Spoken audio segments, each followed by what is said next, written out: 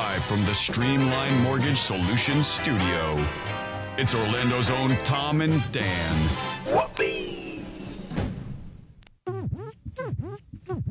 Hello, this is your Mediocre Time with Tom and Dan program. We hope that you will find our presentation precise, joke heavy, and just right. Thanks.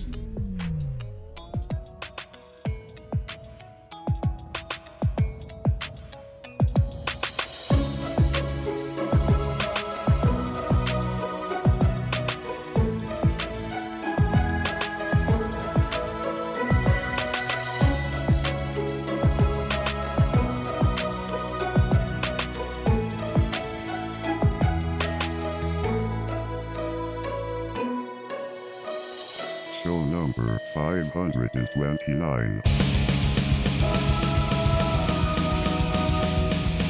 Hey, buddy. What's going on? What do you think of this sexy shirt I got on? Yeah. Look at that. Look at that right there. Yeah. It's Hold on. Let me interesting. open the sunroof here and let a fart out. Is that Look at velour? that. What is It is velour, baby. This is Describe my. It this, looks hot. This is my velour Ultimate Pool Dad cabana shirt that I just purchased. I begged my wife for this because I've been on a spending freeze for quite some time. It's pink. It's got an alligator coming out of one pocket, a flamingo the other. Yeah, and then it's got a zipper. I can zip All the way down to the belly button. all the way down to the belly Yeah, button yeah, in case yeah. I want to show my wife my pubes. Yeah, you Your look like pubes a go up to your belly button? Yeah, you want to find out? No. like a tiny mobster. I do. That's retired. Yeah, It yeah. lives in Florida. Hey, how you doing? Hey, let me go get the fucking paper. Like like the police are hiding you. You're witness I protection. do not have matching pants. The Twitch chat room is weighing in. Twitch.tv/Tom and Dan Live. If you've ever wanted to watch the show, I'll give everybody a gander of my my new shirt here. Here it is. This is the new premium Cabana Dan. Yeah, it's something. It's something. Yeah. You know, my wife actually, I begged her for this shirt, and she said, "You're a fucking idiot." And then I begged her for it, and then I waited because that's how I did it. I use Kid at Christmas, rules. So you got to wait a little bit, and then you ask again. And then I printed out a picture and I put it in her book that she's reading. Okay. God damn. That's what you do, right? And then she You're a finally. grown-ass man. Buy your own shirts. Seriously. I know. Come on. I know. I'll you let know what? No, I deserve that. I Not deserve really, that because because you know I I would can't- say that to you, though. Wait, Yeah. don't you guys have separate bank accounts? No, our wives have separate bank accounts. They heard us talk about secret bank accounts. Now, Tom's wife has a secret. I thought you and Andrea had separate. We no? do have separate. Well, then use your goddamn money and buy your own shirt. I don't know the password to my own. So anyway, I bought the shirt. She let me buy the shirt, and then she was, "Oh, just stupid." And then I had Sam take a picture of it because of me wearing it. I sent it to her, and she's like, "I love it. It's so cute." And I'm like, "Fuck yeah! I'm getting a blowjob." So maybe you can get more. Oh no, I don't know. No? It was expensive. It was like $100. I know, but if she likes it. Yeah, well, but we'll see how this one works out too. I gotta wear this one through because it's a heavy shirt. It is Hot. yeah. It's not It really looks like hot. A Go plush jog. towel. It's not really hot because of the zipper. You let the heat out. You know, when my titties get hot, I just. It's for guys and girls, unisex. So Sam, if you if you ever want to borrow it, just saying. Don't write that in the folder. I didn't say anything. gonna need Zipper more up. stocks. Zipper up, of course. We You have, motherfucker. We have new gray headbands on the site right now. If you want to go to tomanddan.com in the merch section, we're gonna have. They're printed Tom and Dan. They're not just gray. Well, yeah. It sounds kind of like we have some dirty wash rags on the website. If you want to buy them, you fucking idiots. we just start They're selling fast, so grab 'em generic. now. We have a white Gildan shirts for sale. Yeah. Tall tees. Yeah, we'll write whatever you want to on it with a Sharpie. Times are tough here. It's bad. I think we just start buying shit and reselling it. Like we have ping pong paddles. No Tom and Dan branded, just they're for sale. Also, we only have till next Thursday until to hold the price at what it is now for the cruise, and it goes up by $440 after next Thursday. So if you want to just put down your deposit to hold the price at $875, I feel like that's an excruciating amount of money. Yeah. Why is it going up almost $500? That's Because fucking stupid. I guess. Well, like I said, that Coco Cay, water park got so popular that the cruise ship. You know how Tony basically holds a He's block. right behind you. There you go. Tony knows how to work. But he has a block of cruise rooms that he holds for us. And the cruise company, since it's so like that Coco Cay water park is so popular, they want those like the ones that are not sold back. Oh, somebody said old man in the doorway, and Tony got his feelings hurt. So they're basically they've been hounding Tony like, hey, we're giving. They want him back. Yeah, you want him back. So Tony's been trying to push it off as much as possible. But next Thursday they will take the ones that we haven't sold back and then basically bump the price up. So just put down your deposit. It's fully refundable up until like February or whatever. But so if you can't go, you can get 100% of your money back. But at least hold the price. Yeah, at better what it to is. book it when you can. Yeah, because after next Thursday, it's going to be $1,200, and then you're going to be pissed if you decide to go. Yeah. And you have to pay $440 more than everybody else. This boat is super nice. I think Yeah, it's got a probably, go-kart track. Yeah, it's like the. Why did I think that? We all did. Well, there is one that has a go-kart. Yeah, just not the one I mean, we're that's on. the one we want to be on. It's got the standstill wave. I think it's called a flow rider. or I've whatever. seen those before. Are you guys gonna have a flow rider off? Oh yeah. No. And then when I fall, it's gonna blow my dad. Yeah, Tiny and then we chubbies get to off? see how smooth you are down there. Yo, it's not that smooth. What happened? What are you looking like now? Like a Homer Simpson? Like a No. I'm just saying. 5 o'clock shadow? Yeah. It's Razor bumps? I'll smooth it out. You for get the- razor bumps down there? I don't get razor bumps. None? I didn't even understand what that was. You've never gotten. Raise your hand if anyone, the men. I've got an ingrown hair. Anybody here? That's a razor bump. Okay, Anybody had an ingrown a whitehead on their genitals? A whitehead? No. on my whitehead? balls. Yeah. On my balls. Yeah. Yeah. On the What? on the hair area when you buzz it, it gets irritated and you get a whitehead. Yeah, everybody's had that. Try to pop it. Is that from like Yeah, then you sweating pop down it. there? See, the only honest man in this room is Chris Fisher from BYOCB podcast. Check out that podcast too. So, Should we do our shot real quick to prime the pump? yeah. All right, let's do it. Everybody wants you to show them your tits. I'm not showing my tits. Maybe your after the mic's shot not you on? will. Sorry, Butler. All right. This one's a weird one. He's got the grazer growing. He's looking like Jackie Gleason. We got Chris Fisher here spitting the news without reason. Waking up every morning, eating a chip out of her ass, blackens up his beard, grabs a pint and hits a gas. He didn't know. He wants to go. He's getting mad. Better get back to the numbers. Rock and roll. 90210. It stopped rhyming at the end. I don't know what this turned into, but I don't tie my beard. Not as damn good it. as Chris Turner's. like Nah, that was my Lil Wayne nod to Oh, gotcha. to Fisher today. We were talking about Lil Wayne. Oh man, Cheers. Fisher's so out of touch. Wasn't that song I was singing? speaking of Lil Wayne, did he? What the fuck are we drinking today? What is that bourbon? 1876. Oh God, 1870. I can give you 1876 reasons not to drink that. It wasn't that bad. It's a little. It's a young. It's a young I was bourbon. drinking a lot of whiskey last night. Very though. young. So Lil Wayne basically quit his Blink-182. That's in my tour? news. Oh, okay. Sorry. Blew it. You know Blew what? the Let's go wad. Get everything Actually, up. before we get to the news, let me ask you guys this. So, Gay. and, as Chris Fisher's a dad, and You are? You've got Congratulations. 2 girls. Yes. Yeah, 2 Okay. girls. So the other day, and Andrea, I think all like modern moms have reading the same blogs, and they're all kind of doing the same shit. And there's this new push to tell kids like the truth. Which is I'm way against. And Daniel, we've talked about this before. Well, I think we've actually argued about this, Yeah, right? yeah. We don't see eye to eye on this. Andrea is like refers to all the body parts by their name. It's the way that the psychologists at our institution have instructed us to parent. Yeah. We don't do timeout. We do thinking time. So Thinking time. the other day, I'm sitting on the couch scrolling through gambling, and I hear Tommy ask my wife about babies, and and it's because every once in a while my wife will be like, "You used to live in my tummy," and Yeah, that's what Andrea says. Yeah. So have you talked about it coming out? Well, yes, that's what I want to talk about. we've talked about So that. then I'm looking at Bovada, like tennis, women's tennis. Then Tennis, women's tennis. Oh, yeah, Tennis, women's tennis. I'm betting heavy on tennis, women's tennis. women's tennis. Tennis, women's tennis, women's tennis. And then what women's tennis? I hear my wife Tommy's like, well, how did the baby come out? You know, and then it gets into that. So I very, very violently ripping the skin at the corners of the vagina. So I look up from my phone, and then my wife's like, let me show you. The baby comes out of my vagina. Whoa. And I'm like, what? That's Now what hold Andrea on. said. They don't normally use those terms. So had they ever heard the word vagina before? Did they know what the hell she was talking about? Yeah, my wife. It's right I next don't to say North it. Carolina. I say pee-pee. So then Tommy's like, "You're pee-pee," and then she's like, "Well, not there." And then she starts getting flustered. She's like, there's different. It's below. And then he's like, is it below? Poo-poo? Is it below? and then finally he settled There's somewhere a lot around of things coming down your there. front, your Front butt? your little butt. Do you guys have? Oh, do you guys have That's what three? You have 3 holes down there, right? Yeah. You got a pee Technically, tube, yes. you got a baby tube, and you got a butt tube. Yeah. Yeah. That's- Anyway, I I was want like, 3 tubes.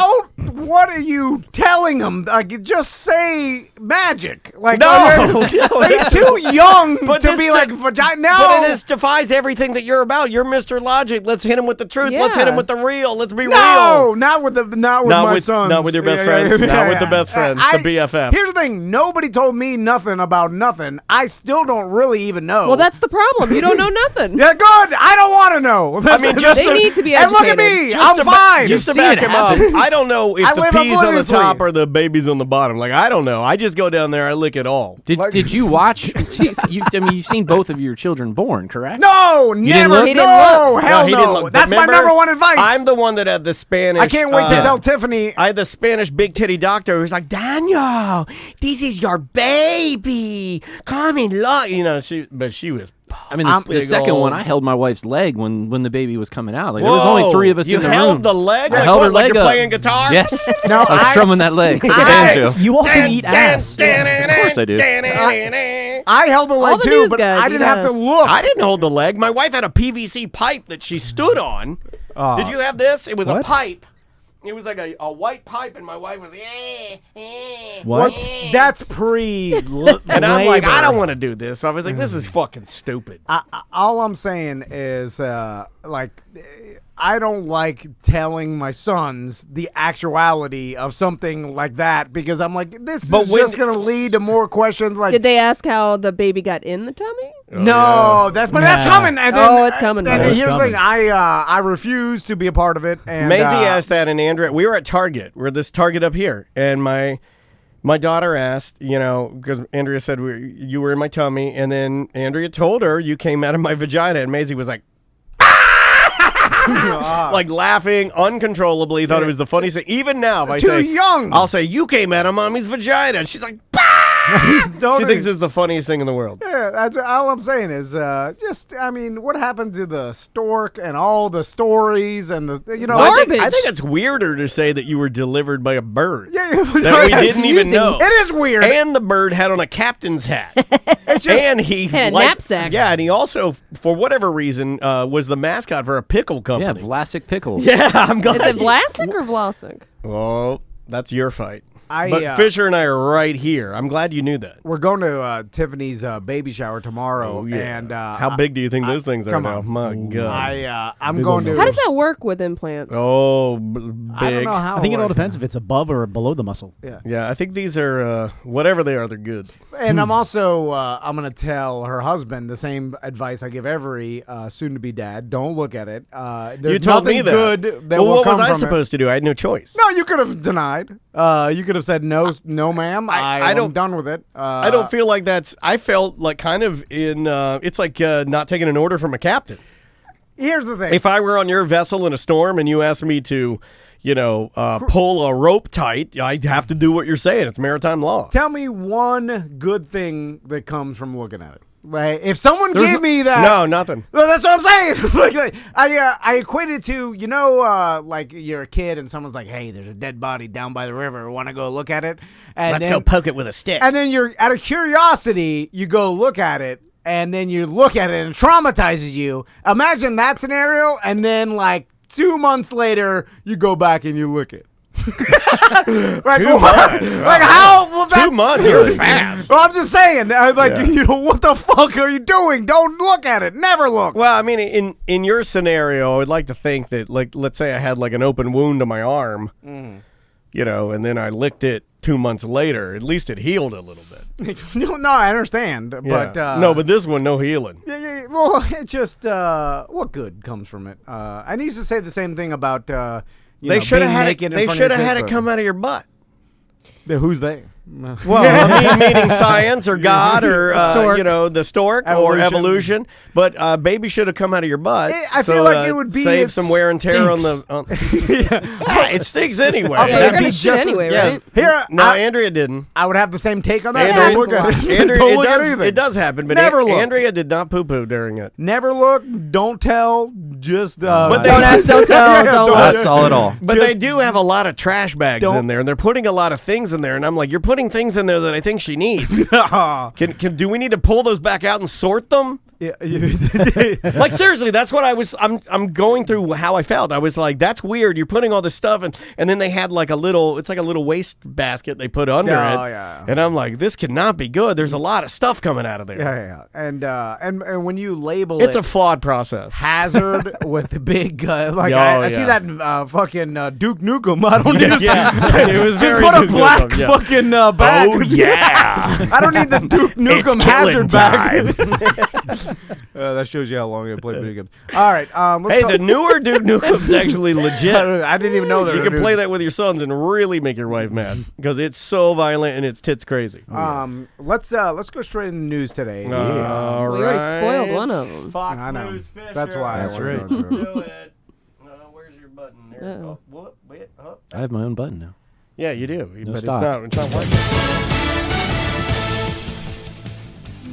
Is this Fox News? Yeah, this is their actual theme. I'm waiting to get the cease and desist. News today brought to you by Johnny's and Johnny's Other Side, best burger in town. Johnny's Other Side has $3 craft beers all day, every day, and great food. And one of our original sponsors, so head by Johnny's. Maybe I'll do that. Hey, Melodic Descent and Cashed Out are playing there next Saturday. No shit. Yeah. Whoa. That's a good stacked fucking That deck, is a fucking dude. stack show. Is it free, too? Yeah. Dude, free show of And Cash it's like, Out and I think Melodic it's like a Descent? barbecue event. Oh, dude. Check it out. Johnny throw. Yeah. Go to Johnny's he's Facebook and Generous. check it out. Let's He's just got to say be hemorrhaging money. he's generous with He's always- his parties. remember- He is very generous with his parties. Back in the day, he's like, I'll give everybody a $10 gift card. I'm like, everybody, like, to use whatever. Like, you can he's buy like, you three come here craft beers with it. $10. Yeah, he's like, you come here free $10. I'm like, I don't think you need to do that, man. I think it's a bad idea. He does not run his business like a hardcore corporation. Although they that did does get rid of the burger I nitpicking. liked. On the other side menu, there was a burger called like, I want to say, and it runs in line with people that we all love, but it was like a Carl burger or something, but it was like a beef, like a quarter-pound beef patty, cheddar cheese, onion straws, and then homemade chili. So Ooh, it's I like called that. Smoked Out Saturdays. It's on July 20th. And for every 20-ounce beer you purchase, 20-ounce draft beer for $3, for every 20-ounce beer you purchase, you receive a sample of Johnny's House Smoked Meats. He's just giving stuff away. Wait, so you buy a beer $3 and you beer. get free food? Yeah. with a free concert. Doesn't- Two awesome Doesn't bands. make sense, but I mean, because you could go there and for like a $10 bill, you could like be And fine. you get free entertainment. Yeah. Yeah. Yeah. Hey, there it is. Lil Wayne might be there. Yeah. All right. First Not his story. crowd. Yeah, not a big enough crowd. I did email you the video of this, Daniel. It's in your email. But All right. this, thank you to Samantha for letting me know this. This actually involves a BDM who was referenced in this news story about Lil Wayne, who is a part of the Blink 182 tour. They were playing last night. Already there were problems with the tour as it got off to a rough start. It delayed the kickoff due to unforeseen production delays.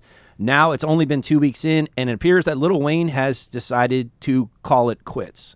He got pissed last night. They were at the Jiffy Loop Live in Bristow, Virginia, and many reports from fans at the show stated that Lil Wayne ended his set prematurely and said he was done with the tour. And we do have the video of him Yeah, with his we'll rants. go to this now.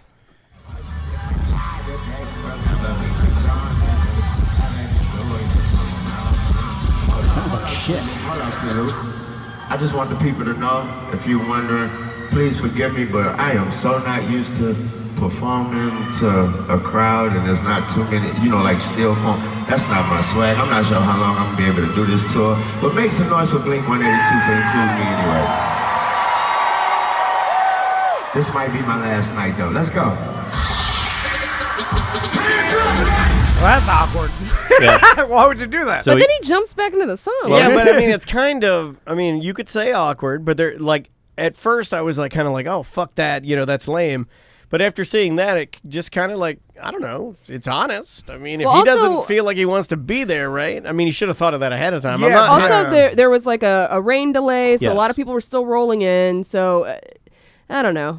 I guess all the other shows were sold out that he's played so far. Yeah, he's saying so. He only played about a 20-minute set, and then he quit and walked off the stage. The fans who were there said he was complaining about the crowd size. He also allegedly stated there weren't enough fans of his in the audience, drawing attention to the difference in genres on the tour package. I think he's sandwiched in between Blink 182 and then another punk, which is a punk band. Yeah, like a pop punk band. Yeah, I don't think it was a race thing because I'm joking. Because around. even at the Lil Wayne, Rick Ross concert, half the fucking audience is white. There, Yeah. you know Yeah, what I'm but saying? that would, dude, he tore the fucking roof off that place, man. Yeah, yeah. When the Amelie, Well, when that came on, that was Lil Wayne, Rick Ross, and then who was Nicki Minaj. Nicki Minaj. I mean, Nicki Minaj. at the was the last. Amway. Do you realize that was the last time that Brett Bushy ever talked to me?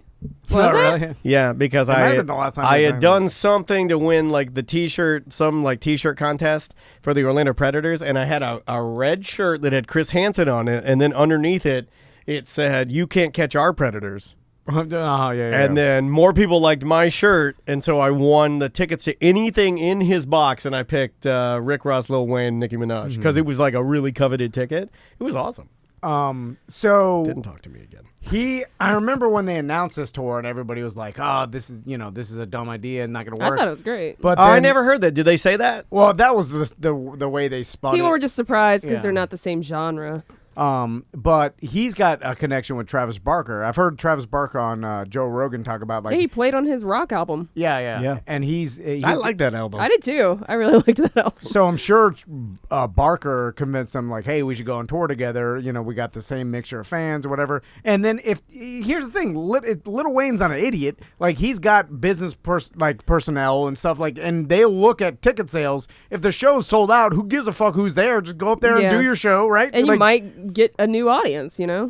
Yeah. There were problems. There was a weather alert in that area, so that with the bad storm that came through, so that reportedly affected the turnout. Now, I love when these news stories pull tweets. People are angry who are at the concert. So this guy tweeted to TMZ and to Lil Wayne and says, "My dude, you open your concert, quote, without us, you ain't shit.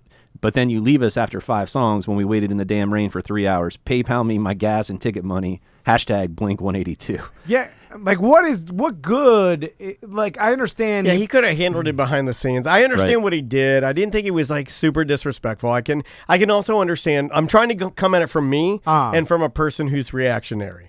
And I know what it's like to be on stage.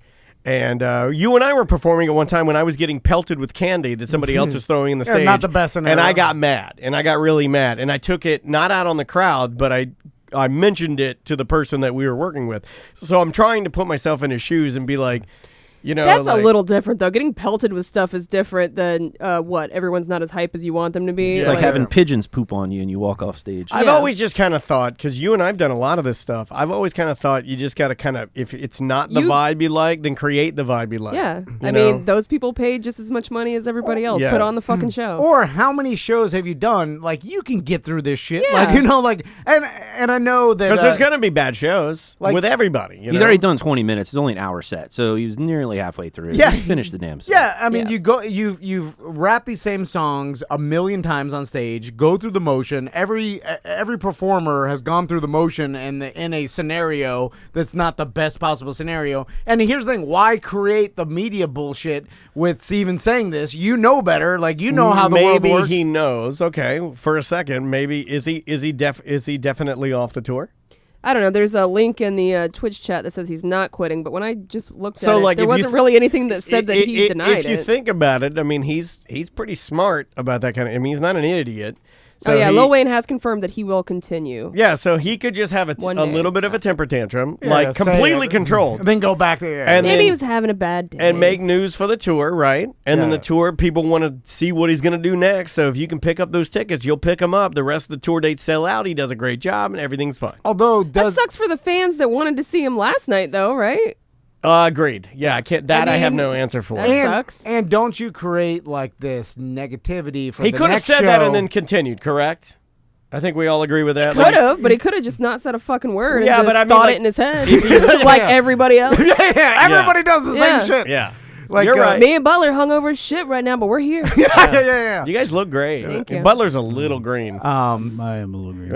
A little green. And also on the and the term, you know more than I do, Daniel, and like the hottest hip hop acts right now. Yeah. Lil Wayne's not on the top 10, right? No. Not right now. No. Yeah, I mean it's like his height was probably like 5 years ago or something like that. 5 to 10, Yeah. A lot of the guys that are hot right now, like none of us would even know their names. Yeah. It's all Lil young. Yachty and shit like that. Yeah, Yachty just released an album, but I think he's almost old news at this point. Yeah. You know, like Yachty's, that ship has sailed. Thank you. We'll be right back. But how much bigger is like a Kanye West and a Lil Wayne?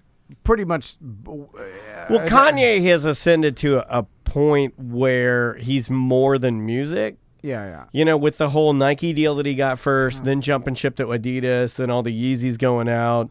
So you know, man, now look he's up- tweeting that he's not poor anymore and that he's still got money. Top 10 hip hop artists right His now. Yeezy line is outrageously. If Yeah. Kanye profitable. toured, he would do arenas, and he would probably sell them out. Like Yeah. Blink and Lil Wayne are doing amphitheaters, which are typically a little bit smaller, And 10,000, outdoor 8,000. bad acoustics. Yeah. Here's the thing: if Lil Wayne can do bigger venues by himself, he wouldn't even do that. You know what I'm saying? So it's like there's Well, a I think reason. he thought he was doing something kind of out there and cool. Yeah. So the initial hype of like pairing yourself with some punk bands is like, I get it. I think it's fun, you know, but and it's different, but know what you'd expect is like this is not my audience. Like no shit, like you went with Blink 182. Like this is the whole point, right? So number one, Kendrick Lamar, which we all should know. Yeah. Drake is on here. He is still I mean, relevant. I don't think guess. I'd say Kendrick is number one, but he's, Drake, yeah. Pusha T. Never heard of it. I like Pusha, but I wouldn't. I mean, I put him up there, but not like that high. The guy Kodak from Black. The guy from Community, is he on there? I don't know his name. I don't know yet. I'm Childish scrolling. Gambino. Donald Glover. I don't know how to pronounce this one. Triple X Temptation? Oh, that's the. Do not know. Isn't that No, never mind. Don't know. Old He white dad, I gained have mainstream no fame with the song "Look at Me," which is now certified platinum. Never, Goddamn. no idea who he is, but Yeah. he's got a platinum. Eminem is on here. Meek Mill, They got platinum singles though. It's not like the platinum albums. Meek Mill, yeah. Tory Lanez, Yeah, Meek I'd put up Canadian there. rapper. Don't know who that is. Offset. I know Yeah, I know Offset. Offset. Lil Baby, Who's Lil Baby? Oh, an right. American rapper from Atlanta, Georgia. He's best known for his songs "Freestyle," "Yes Indeed," and "Drip Too Hard." Too many Lils. Drip too hard. Yeah, They're all- we gotta get over the low. we need to right? get more bigs. Or how about some mediums? Gucci Mane, Oh, yeah. Future, French Montana, 21 Savage. I like that new Gucci Mane album. A boogie with the hoodie. Oh, that's me. a boogie with the hoodie. French I'm Montana. an old white lady. I don't Sounds know like what has happened. A Arby's sandwich. Yeah. J Rock, That's the big Montana. Nipsey Hussle, Gunna, Travis Scott, Yeah. 6ix9ine, T Grizzly. T Grizzly. So the point is, he's not even. No. He hasn't even listened No. yet. So, well, that's what happens. Yeah, the but art- no, you like you. But you you'd put are him in popular at you'd one put time him and in a then you're not. legendary status, though, right? Yeah, of course. Yeah. You know? but that's what happens. Is like, He's aged out, you think? at one time. I mean, well, here's the thing: everybody is you're There's as a popular shelf as life you're ever for going to be, everything, yeah. and I then think prison then life probably slowed that down a little bit too. Yeah. he can make money forever just being Lil Wayne, but not as much as he did at the height. Like everybody's got their peak, and I think that's behind Lil Wayne. We Yeah. can all probably agree. The article actually referenced a BDM who Yeah. I believe was running sound. He was. Yeah, He he was. was Sound indeed. I engineer. saw his tweet originally last night, and I go, ooh, I didn't even want to look anymore. What He is picked that? it up. So Ben, Our buddy Ben, who's been a BDM and a listener for years. Solid guy. Do we have a weird job one time about being an I engineer? don't know. I think you did. Okay. I think Yeah, you mentioned it to all me that runs you guys, together, I but he- think it was before my time. Yeah, we talked to that guy though. yeah, they If that makes referenced sense. they referenced his tweet, put his account up there, and he was running sound. So Lil Wayne just said he was over and walked off stage 40 minutes early, and then all of her crew, and he puts like the gif of that monkey, whatever that puppet is, and he like turns and looks at the camera. Oh, so. yeah. There are Florida dates upcoming, so we'll see if Lil Wayne shows up. So West Palm Beach on the 25th, and then Tampa on the 26th. Ben posted that he's getting like interview requests from like TMZ and all these other places right now. No shit. I'm wearing a Tom and Dan shirt. Ask him if he'll call in to us. I think he was We'll the talk person that about was it. telling me, like he wrote me an email one time because I was asking like when we have bands in here, I was talking about like the end of acting like a rock star. Like no one does that, like the Motley Crue shit that they used to pull off. No one does that anymore. And he explained to me, he's like, you know, now artists and the whole music industry makes the majority of their money all off live shows. So he's like, when you are at a show, like everybody is getting paid, like all the engineers, like everybody's top notch, like super professional. Yeah. So it's like, you can't fuck around. You can't show up drunk and like not do sound No. check, whatever. It's like, this is a well-oiled machine and everybody here is a professional and you better act like a professional because that's how everybody makes money. So there's no fucking around like there used to be. Like you show up and It's a lot more fuck off. important than just cutting a record. Yeah. So I'm sure like an artist pulls this shit and everybody's like, listen, this is all our livelihoods. Like we're all making money. Like all these sound engineers are making money and everybody in the whole entire tour is here to do this thing. Correct. And you can't just be a prima donna and walk off stage. So yeah. Interesting. Well, Lil Wayne did not get the memo 'cause he walked off stage. Yeah, I guess you could. I've if you always wanted wanted to to walk off stage, though. Have you ever walked off stage? Never. No, I do not have the self-esteem or the clout that anybody that could walk off stage. Well, I mean, you could could just have. walk off stage because you just don't want to do Or it you anymore. freak I out. mean, you don't have to be like a baller to walk off stage. You could, but you could ruin your career like that. Lil Wayne's not going to ruin his career. It Like, ruined mine. I walked off stage of an elementary school play because I fucked up the dance routine. I really did. That's a true story. Oh, what was it? Oh, it was about recycling, and I was something to do with Recycle, styrofoam, and it was recycle. like, It's time to it was some recycle. stupid ass like '80s like fucking dance routine thing. Was and it the Geico effect? maybe? Because my mom directed that, and I played the lead glitch. the best walking off stage of all time. We've talked about it before, but Jessica Simpson's sister, Ashley Simpson. Ashley Simpson, or I'm sorry, Simpson. And she Saturday Night Live. They played the wrong track because they're playing over fucking their own songs. Yeah. and they couldn't get it right. It starts playing, stop playing, and then she It's the jig. When's the last time we saw she Does a hoedown. She does a hoedown right off the stage, awkwardly in front of the live audience and live TV, and still the best of all I time love because Ashley God, it's she the first thing that comes up when you type in her name, Ashley Simpson. she for sure. SNL. Here, we're gonna watch it. That was the death of her, right? No, she's in a duo now that I thought was pretty popular. Okay, here, hold on. Her sister just turned 40. I think they stopped doing this, right? Oh, there it is. Up. On a Monday, Oh. I'm waiting. Oh, so awkward. I can't. Nobody knows what to do. I also blame the band. Like, get it together.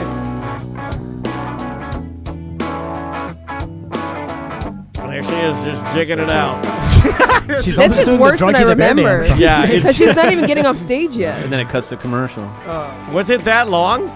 I guess Yeah, so. Because I remember watching It's that painful live. to watch. Look, she's just like, I don't know what to do. The band keeps playing, and it plays out And to she the just walks commercial. She away. just walks Oh off my stage. God. That's the epitome of you haven't guys, done it come for long on. enough, and you don't have never experienced like you don't know how to handle this situation. Why are they still? It's still going. I just faded it out. They're just still like filming the band. Well- What? Like who back there? The producer should have Producer's gone like, duh. immediately cut to commercial, or They're like, let's see where we're going with you know, this. or just tell everybody to stop. Just stop and restart real right. quick. Yeah. It's not that hard. Yeah, if she was, I think if she had more reps, she'd be like, all right, hold on, stop. She would be more like, but they just put this shit together. That band is just some paid musicians that they put all together, and they put the song. Someone else wrote it and wrote the lyrics, and like This was you know, about Yeah, the but time when they Pete Wentz played was the wrong showing his song. penis on Twitter, right? Who? Pete Wentz. Oh, yeah. This They was- weren't married at the time. No. This is early. Are they actually. still married? Or No. No. They divorced, right? Yeah. And They then do have a kid together, though. who's she married to now? I think it's the person that she's performing with. It's her. It's Ashley and someone, or Oh, someone no, and Ashley. that I always believe. ends well. you apparently like shit. As long as you have Evan Ross. So it's Evan and Ashley, I think, are Oh, a okay. band. Did not know that. No matter what is, I always liked her. you know, like it's interesting because like we had Steve-O on today, and he's now like figured out a business model of like, hey, I'm just gonna, I'll hit all the improvs and I'll go around and touring. I'll put together a new show. Oh yeah. By the way, you can check out the video and the audio. It's out right now. And he's making a decent living, I'm sure, off of probably making. Oh, it's like, Diana Ross's son. $500,000 plus. Yes. You know, Sorry. just from selling out improvs and hitting up like because those guys will make good money, especially like they go in to make a deal where you're making like 100% of the door or whatever. Yeah. And all he has to do is like, all right, come up with an idea, put together a show, and as long as you have people buying tickets, you know, You're do good to that. go. You make you know, you make your $500,000, then you put together another show like the show we had before. And as long as you have some sort of popularity and can draw an audience, you can then monetize it. I think I don't know if any of the other like members of Jackass or all those guys. I wonder What's Wee Man doing? he probably appearances and stuff. Like a lot of those guys will forever make Sam, money. look up Wee Man, see what he's doing.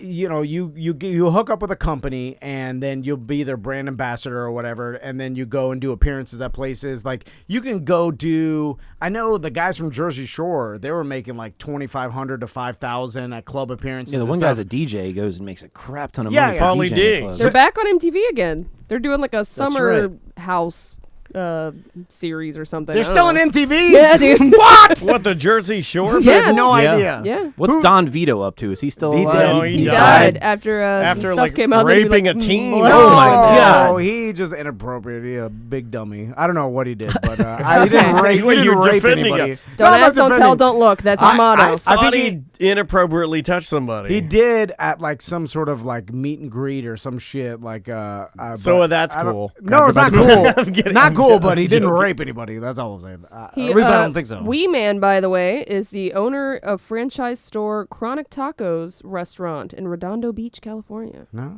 like you Look could at him, business owner. you. Are they little tacos? Yeah. Little street taco. Yeah, like little. God, that's not Philly. It's not What's the Philly. next story?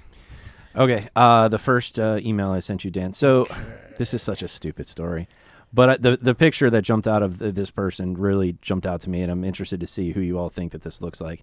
There was a man with a mullet, a spectacular receding mullet and facial tattoos inked in elegant cursive script. He is on the run in Australia Holy shit. after allegedly swiping sex toys from a Gold Coast store. So you have the photo up right now. I immediately had to look and read the article because I thought this was someone and maybe they went and got some face tattoos. But Samantha and Travis nailed this pretty quickly. No, okay, I see. Do you see what it looks like? You know what? When this stuff happens, Compliments his Can't Jason say it. tattoo. who's the tattoo artist that is obviously tattooing the face of a mentally like ill person? Why do you think he's mentally ill? Well, would you tattoo the face of a non-mentally ill person? Well, it's just okay. Maybe he's not, and maybe Why he's, did you assume that? well because of the I think way looking he at his looks. picture, we can But all wait a minute. We assume- all said that it looks like somebody. No. No, this I'm saying person because looks of the like- tattoos, not because of his face. You know who this guy looks like? The guy from The Hills Have Eyes. That guy that does the appearances at like MegaCon. I see that. He's got that kind of like, like. I thought Eat. I thought it He's looked got like the eat look. Tuttle and Lee had a baby. Yeah, I can see it. And maybe I'm totally wrong, and the person's like got a completely together or whatever. But anytime you're going No. tattooing your entire face and your head, like every inch, like one face tattoo or It whatever. says death before dishonor. It's I like that. Yeah, it and says then never take my soul. Right above his eyes says, I am immortal. Oh, everybody's a pilot on now. all right. Yeah. Does Pilot nothing on. to you. Oh, then you get a Pilot fist on. bump for that one. Um, So the police have released photos of him, said he's responsible for a string of other robberies, but he went into a sex shop and asked to inspect some adult toys, and then he ran off with about $500 in merchandise. He's also wanted for other strings of crimes, including a theft of 2 cars, as well as pinching a mobile phone and 2 Sour Gecko lollies from a Surfer's Paradise convenience store. Sour gecko lollies. It's Australia. Now, here's the thing. This is not the all the behavior of a totally sane person. It might just be a klepto. That's true. fine. Well, that tattooed his entire face with crazy Look, I shit. love tattoos, but the face tattoo aspect, especially like paired with a mullet, that's a harsh look. Oh yeah. Well, it's not even a regular mullet. It's like Just a back patch. I've Just never a tail. understood that. Puff. I've never understood the idea of having hair, but then like I'm gonna shave it all the way back so I just have a little hair. Yeah. Well, Unless it's just laziness, But you still have to do the work in the front. yeah, it's crazy. That's what it is. Yeah, No I think one's you nailed lazy, it. You're yeah. like, I don't want to be mean and call this guy. No, I just think he's fucking crazy. Yeah. Why are we? I mean, maybe we need to start calling crazy more often. Oh yeah.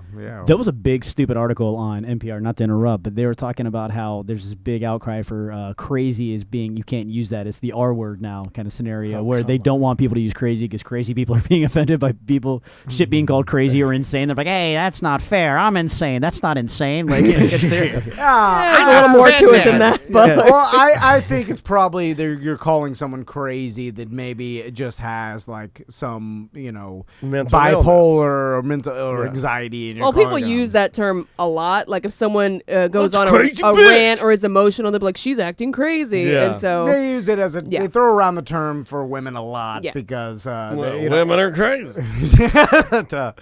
But it's ridiculous. Then here's the problem: when those articles come out, then you get the other side going Yeah. like, "Oh, we can't say crazy," and then it turns into that, and Yeah. it's stupid. It's like, "Oh, Jesus, bring nothing matters. It just ignored. Pretty much. All right, next story. Have you guys watched the HBO series Chernobyl?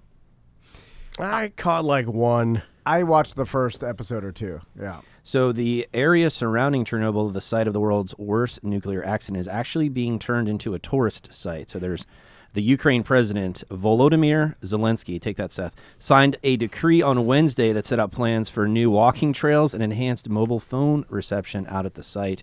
The president said that Chernobyl's been a negative part of Ukraine's brand, and the time has come to change this. It goes in and talks about the history. It does still say that there are radiation levels higher than normal, but still thousands of tourists already take the trip to Chernobyl each and every year. Would you go?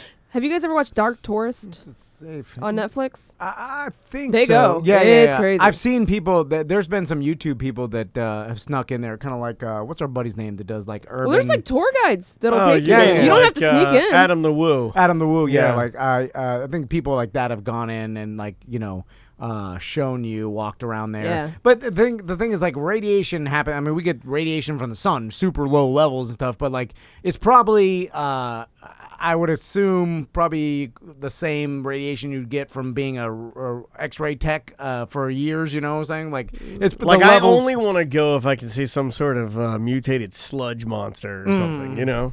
Yeah. Like I have no interest in going. What am I going to look at? A fucking building? Yeah, it's just an abandoned like it's an abandoned town. city. Yeah. Yeah. I'm like, I have no interest in that. Like, give me some grit. So part of the plan is actually, I guess you're not able to film on site, but they are releasing, those restrictions, lifting the restrictions on filming that you can actually now film.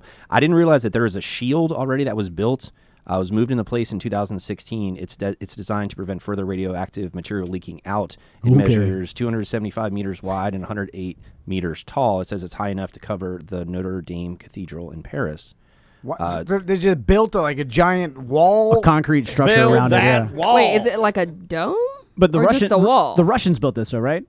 I believe so, The yes. same people that also claim 30 people died in the entire Chernobyl. Well, that's what it says. Okay. It says the I number of trust people them. killed still remains disputed. I know that series, I believe someone had told me that Russia is doing They are. They're doing their own version. their own version Yeah. of Chernobyl to spin it. It's called Friends. Hey, Jolly, times. your monkey is crazy. It's not that bad. Yeah. They're inside the How reactor. you doing? They're splashing the water.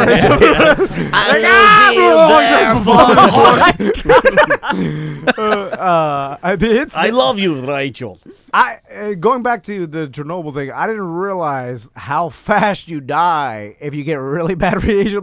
I didn't know you started vomiting blood and then you're dead, like in a couple hours. that flesh-eating bacteria. And then the rest of the people just die slowly of cancer. I'd rather it Just go don't that touch way. the graphite. You're fine. Yeah, you're good. Also, Never touch the ground. It probably set us back from building any more nuclear power plants because everybody gets scared of that. Although it's cleaner cleaner than the fucking other shit. I don't know. I'm down with coal. Anyway.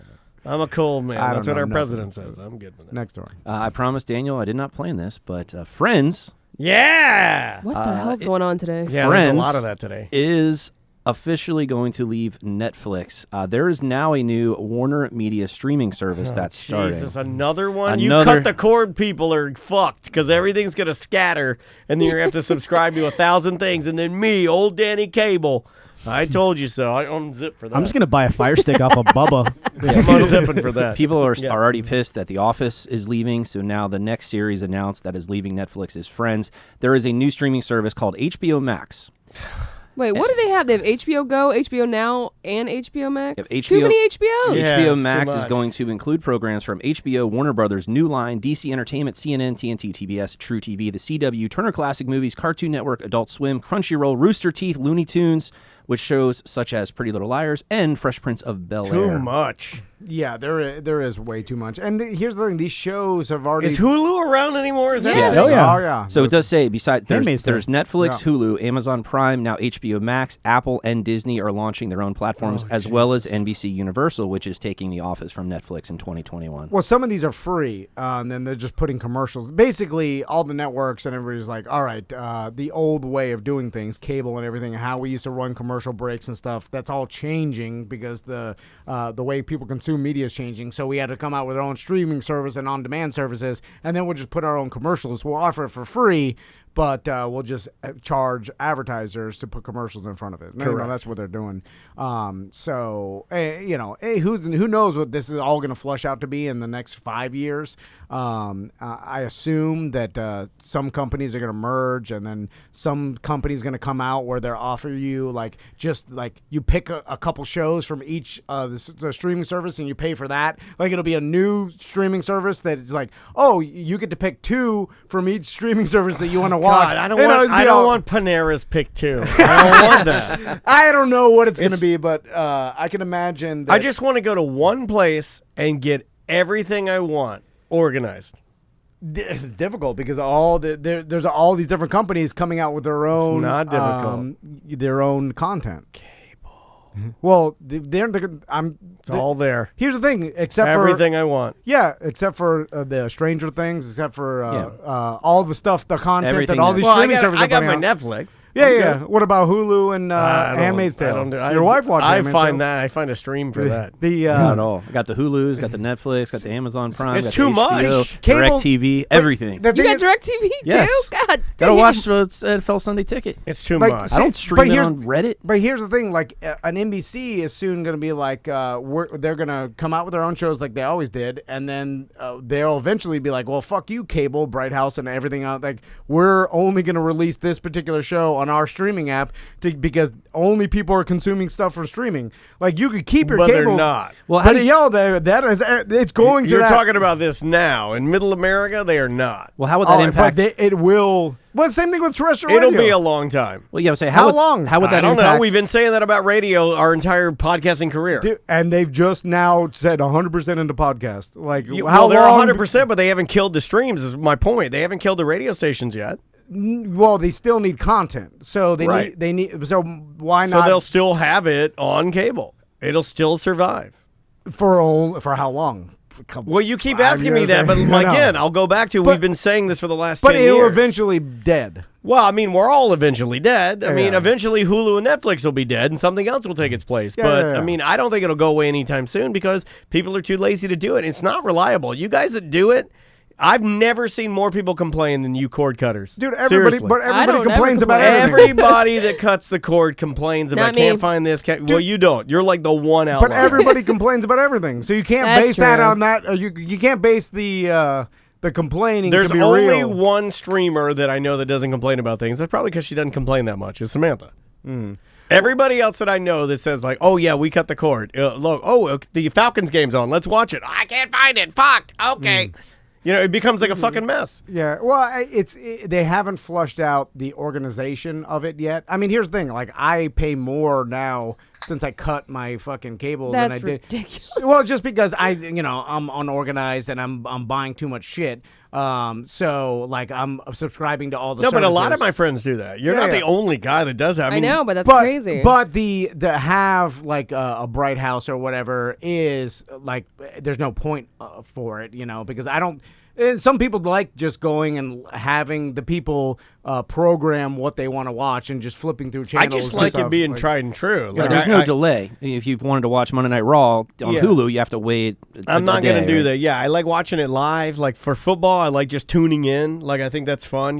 Red Zone's cool, but even with Red Zone, sometimes it's better just to. I like if I can get at one of our games on like a regular channel, I'll watch it. Right. Well, now Like, I'm a purist when it comes to that. I don't like. Again, it doesn't make any sense. I'm an early adopter in every other tech aspect of my life. I really am. Yeah, you know this. You even told me. You're like, Yeah. why are you like It's this bizarre, guy? I yeah. have no idea why. I just like the reliability of cable. My wife doesn't work for the cable company anymore, so I have no dog in the fight. Yeah. I literally just like being able to sit down, like even with kid programs. Like I try to find Maisie's kid programs on like Disney Junior or some shit like that. The stream's not working or it'll spin forever. I can go right to like the DVR, go through what already played, find it. Here's fucking Nella the Princess Knight or whatever it is. It just it all will eventually change to an on-demand platform. I mean, Oh, sorry. Just you all right, the next funniest story. I'll sit back All up. So I know that the Started getting a boner. the flesh eating bacteria thing that's happening is creating a lot Tom's of buzz. wife is very concerned about that. This story is out of Canada. This is something I'd never heard of this before, but there was a woman in Canada. They went down to Wizard Lake, which is in Alberta. Went down with some friends. Wizard Lake. And they decided to make a pitcher of margaritas. They weren't able to find the lime squeezer, so she took the limes and by hand squeezed the limes. Then she gave her hands a good rinse before her and her friends continued. They went on. They hung out at the lake. Afterwards, she woke up 2 days after they were at the lake. She woke up with blisters forming in between her fingers and on top of her hands. She went to a burn clinic at the University of Alberta Hospital where she claims a doctor was baffled by her burns. She says he almost dismissed me when I told him the only thing that I could think of was with the limes that I had squeezed 2 days prior. She woke with blisters, like I said, and it says per Healthline, there's something called Margarita burns. And that is a result when a chemical called furocumarin, reacts with sunlight, and that chemical is found in limes and citrus fruits, along with celery, figs, fennel, and a number of other plants. It says margarita burn victims typically develop a rash within the first 24 hours of exposure, and then it can grow into a cluster of painful blisters at the point of contact a day or two later. Is this the same as like putting lemon in my hair? Hey in the guys, you 90s? know where we are? We're in Margarita Burns. Wasted away again with Margarita Burns. Oh, they hurt. When you put lime or lemon in your hair when you were a kid to bleach it Sun out. in? I use Yeah, sun in. Yeah. That's People put lemon in their hair? Yeah, bleach lemon lime juice. out of Does it. it work? Yeah, I did it to my daughter this weekend to give her more golden hair. The sun and the acid helps to bleach. It just rotted all her hair out. Yeah. She's a horrible looking child now. I've never heard of someone actually getting burned by citrus. Is it because the sun intensified the acid and then? I've heard about bar rot with like bartenders' fingers and stuff like that, but I've never heard of that. Yeah, it's the first time I'd heard of Margarita it. burn. We got it. Maisie got it from some hummus that has a high concentration of citric acid, and then she went in the sun, and it like burned her mouth. Do you remember that? Yeah. It was like some it was the same sort of idea. I've heard things. My wife, if she drinks orange juice or anything, sometimes she'll get canker sores in her mouth or some citrus fruits really irritate her. But I've never heard of anything where you develop burns. What's interesting about this is not the story, but it's why the media even reported on the story, and because like in no situation ever did we ever need to hear about this lady's tiny blisters from lemon juice, or lime juice, and like who Fake gives news. a fuck? Nobody gives a fuck. Like literally, it doesn't affect any of us. No one cares. Why is this a story? You'll think about this the next time you make some margaritas. Yes, I know. Everybody will freak out about it and then be like, "Oh, don't let the lime juice tell you." Nothing will happen. You could pour lime juice all over yourself, and you probably won't have this happen to you. Maybe it's a ploy to sell more lime squeezers. Yeah, like what Freak is? people out. I have a lime squeezer. It's I don't just to think it does scare a good people. job. What, the lime squeezer? Yeah. Do you have the one with a handle? No, I don't think it does a good job. I think I do a better job with my hands. I got do a too. I don't citrus think juicer, like an electric one. It's fucking fantastic. Oh, the one that cuts the pole. Yeah, that's a high dollar.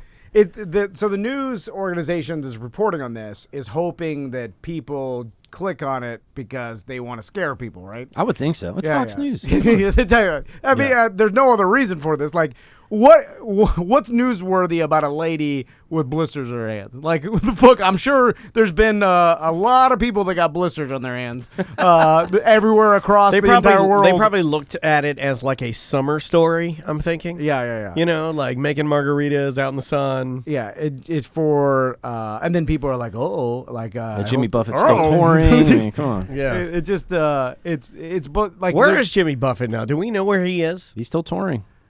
Just being rich somewhere. It doesn't matter. I mean, does he still like? Is he playing out like right now, or what is he doing? Yeah, he only does like 3 shows or 2 shows a week now. Like he has a show tomorrow. Where at?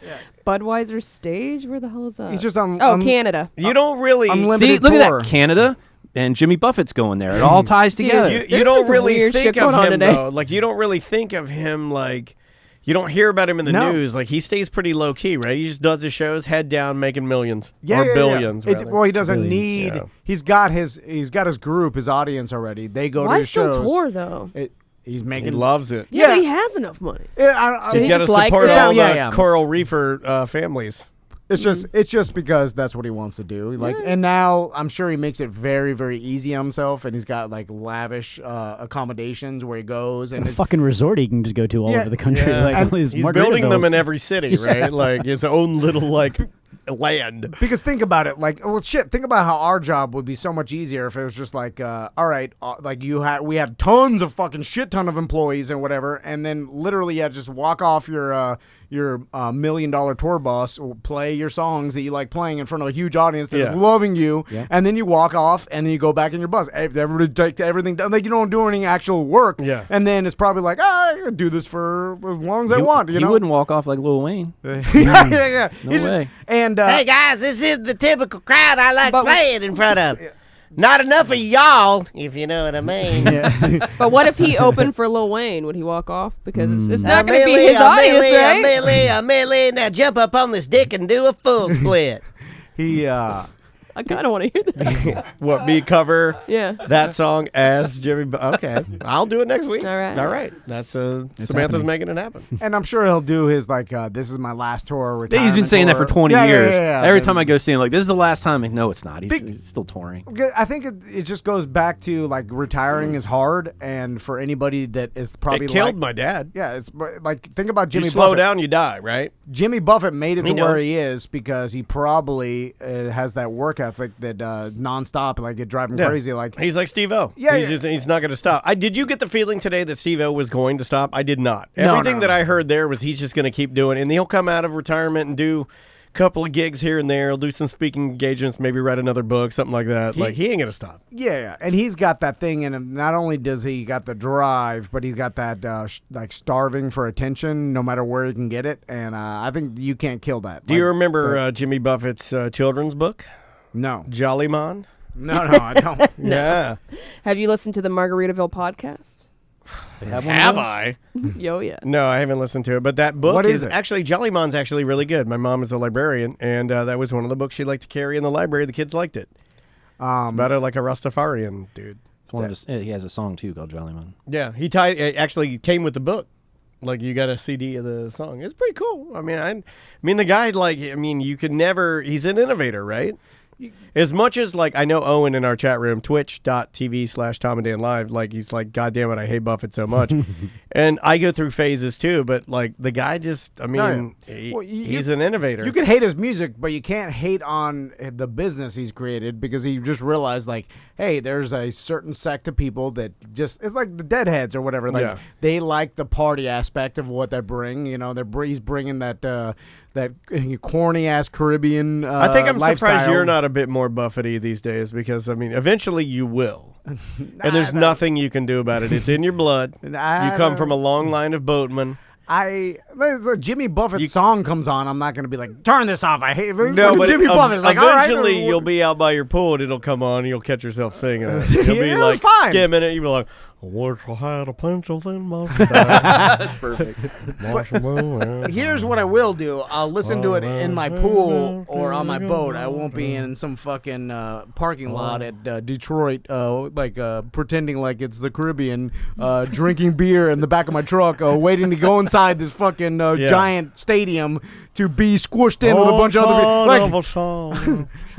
I like to be where he's singing on a beach, not in a fucking... Well, if you live in Detroit, you can't do that. I know. So you have to pretend in a parking lot. I can just see you live cleaning in your hell. pool, and you're like, I like mine with layers and a minor. Yeah, that's fine. Now, I don't understand. Max, get over here. The people that the pre-party set up the fucking tiki Oh yeah, huts in the I hated on it until I went and I did it, and then I was like, okay, it's not my thing, but I see why it's popular. yeah, it's getting drunk and fucked Yeah. up. That's always going to be popular. No, but you're like, I get it. Yeah. It's just a party. Yeah. Like I understand why it works. I mean, it's not my thing, Yeah. but I get it. I've got a buddy who created one of the mobile tiki bar thing where you can actually zip up and set up. It's specifically for Jimmy Buffett concerts, and you set up your own tiki bar right there, and all the tailgates all over. Yeah, the yeah, city. just You're like a crazy. party. You don't have a zip-up tiki bar? Fisher's got a zip-up tiki bar. You fit in the back of a Corvette. Again, the allure of I like a party, but I'd like to party in what he's singing about.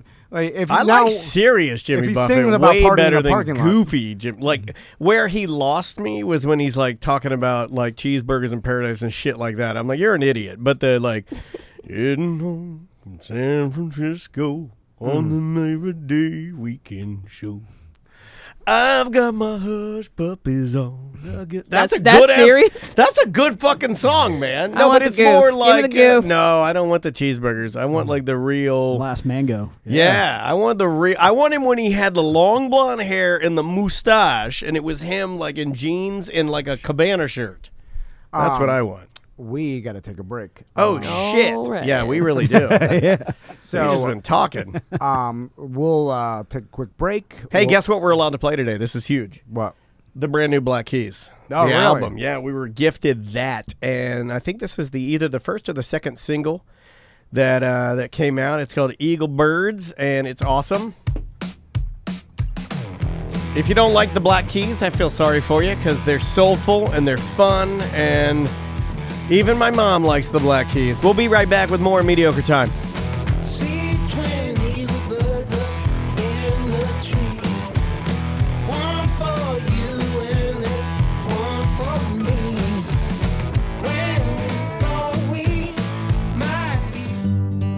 Was it all a metaphor? Could it be a sign?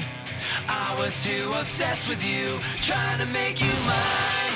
I wanted to pick you up, but I crashed the car as I pulled out of the driveway. As I pulled out of the driveway. Welcome back to A Mediocre Time with Tom and Dan. I am Dan. I'm Tom. Did you hear the Fat Mike influence on that particular song? Yes. Didn't it sound like NoFX? Oh, yeah. That's because he produced that actual album. That is a band called Tommy and June, and the name of the song was Ghost of Paris. So Fat Mike produced that, and we're back with more on Mediocre Time with Tom and Dan. Man, I never felt... I did feel old this week when that singer, songwriter came in.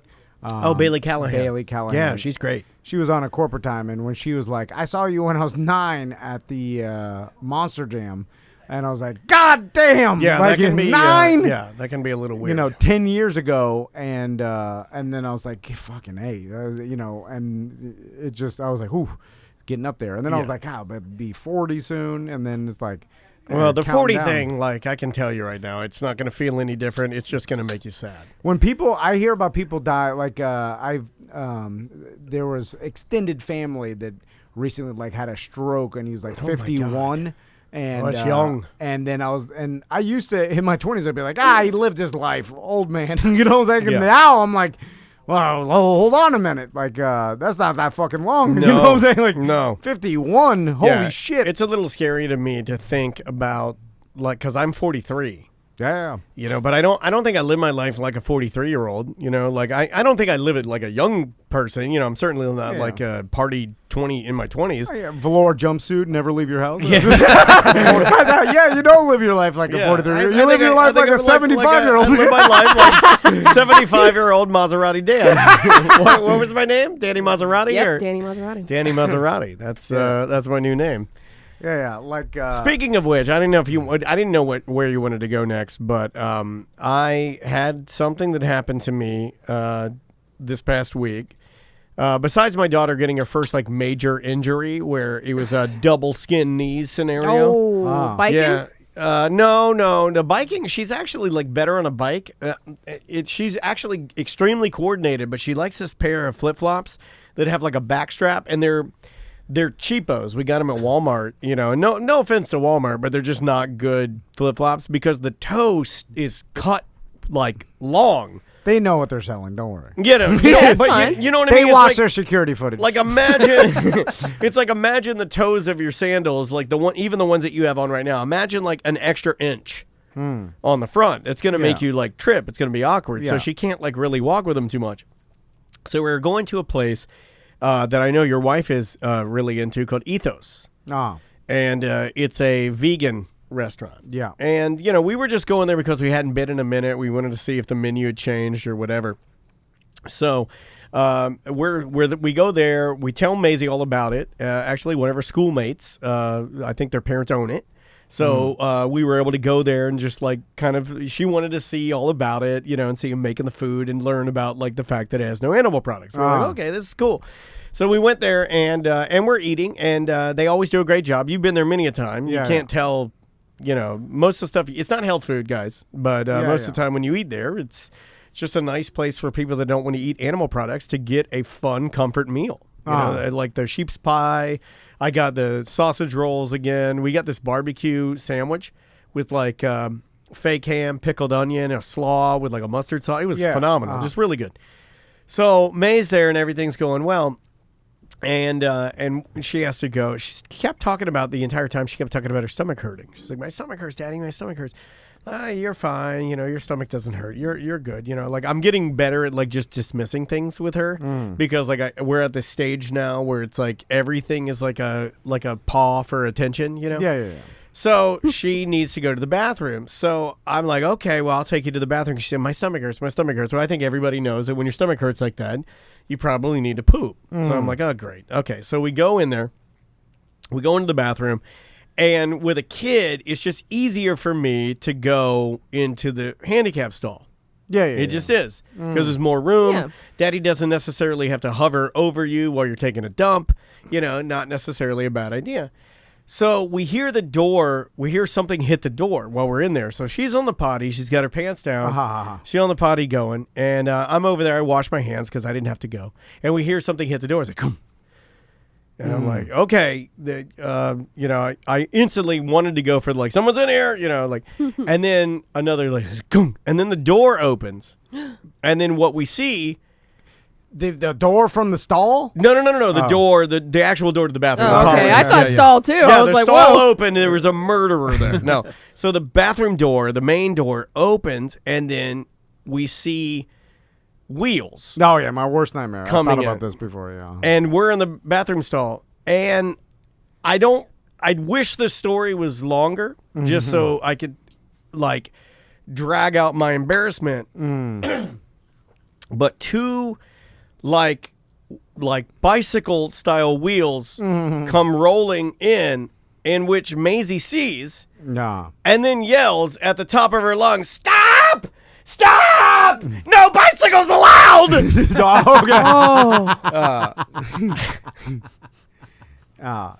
Now, I'm sure you thought I'm in the handicap stall and this person's they need it. Yeah, but beyond that, the fact that my daughter thought someone was actually bringing their bicycle into the bathroom. Has she not seen anyone in a wheelchair before? You know what?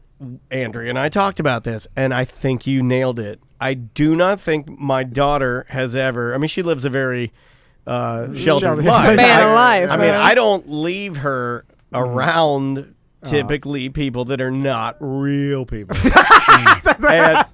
I saw it right. And I didn't mean to laugh that loud. Yeah, I won't laugh because Daniel's doing but it on purpose. she yelled fucking no bicycles. She yelled. Samantha Har, she yelled no bicycles allowed. So I texted you guys immediately. I'm like, oh shit, it's going down at Ethos. Number one, she's a snitch. Yeah. Number two, very insensitive. Hold on. It was very insensitive. I was like, are you Tom's kid? Because I'm way more sensitive than that. That's not offensive. The person in the wheelchair is not going to be offended by that. They're going to laugh and then say, Well, like, some kid. They didn't laugh. A grown adult. It's Yeah. a kid that think. Now, Jade nailed it. It was a good learning experience. It gave me the opportunity to talk to her about, like, no, baby, that's not a bicycle. That well, just did happens. you apologize to the guy when you went out? And You know, I thought about it. I did not apologize because I didn't say it. You know? No, not about that. About using the handicap stall. I'm not fucking. She has to have seen somebody in a wheelchair. Like Disney. We were almost done, so thankfully I didn't feel the need. Like, it wasn't like he's waiting. Yeah, Okay. it wasn't like the dude was waiting and pissing his chair or anything like that. Like, I tried to. I'm like, let's hurry up. Let's get this thing wiped. You know, like. Get it out of here. But like I was very. It takes a lot to embarrass me. But when you yell with a handicapped person there, when you yell no bicycles allowed, like that, and she was loud. Like she can fucking scream. Hold on, I need to talk. If someone's listening in a wheelchair, give us a call. EJ's dad. I got a ton of questions. EJ's dad's in a wheelchair. I don't know. He said I'll bring my dad over. In a pinch. I just assumed I don't know what that means. His dad's in a wheelchair. Have you ever had? Okay. Could you People piss? want a no bicycles allowed new shirt. Just a wheelchair and it says no bicycles allowed. That's fucking so insensitive. Who would wear that though? I'd wear it. Okay. But only the to crossbuster Ethos, in a wheelchair. That's it. God damn it. In a pinch, could you piss from your wheel, like a guy, obviously, but from your wheelchair seat? Dude, if you scooch yourself almost as if you and I should go into a show together because that's where I was going with this. About like was it necessary for him to be in here? And the answer to that question is I do not know. Well, in the stall, yes, because in a regular stall you can't maneuver because you have to get onto the toilet. From the side of your wheelchair, there's not enough space in a regular stall. What if you get on there and it's on an incline and your chair slides away? Could you scooch up and piss? But the only problem is then that last when the piss stream goes down, you're like, oh, you have to. No, you got to use your arms like to a lean. hose. I like as you're doing this, so you're spreading your legs further apart, like almost as if a handicapped person could do that. Well, they can do it with their arms. Did a dragon just fly over the hell studio? just happened? Yeah, what was that? Russians are coming. Oh. Hold on. Russians are coming. Could we? Could you? You could put a paper towel under your dick. You still want to and dribble then on your piss skinny the legs. stream, Yeah. and then when your prostate stops, because your prostate's the one pushing it out, right? So when you get to you're about to dribble, then you catch the dribbles with the paper towel, ball it up, put it in the urinal. More of a pain in the ass. Plus, then you have to like pull your genitals out, and it's not like you're in the the comfort of like at least when you stand up, like you'd have to be looked at when you're sitting. It's easier for others to see. That's all I'm saying. Well, there's got to be a better way to do this then, though. Should they put a hole in the bottom of the wheelchair, and then you can open it, and then all of those bathrooms have that drain, so when somebody like barfs or something, you can wash it down the drain. It's for cleaning. And then you just pull your wheelchair. Yeah, you pull your wheelchair over the drain, and you tuck your dick and balls through the hole and pee into the drain. Or handicap stalls are only for handicapped people. But would they be mad if you brought your kid in there? If you just by yourself, I always go in there. Dickhead move. You always go in there, right? With a kid.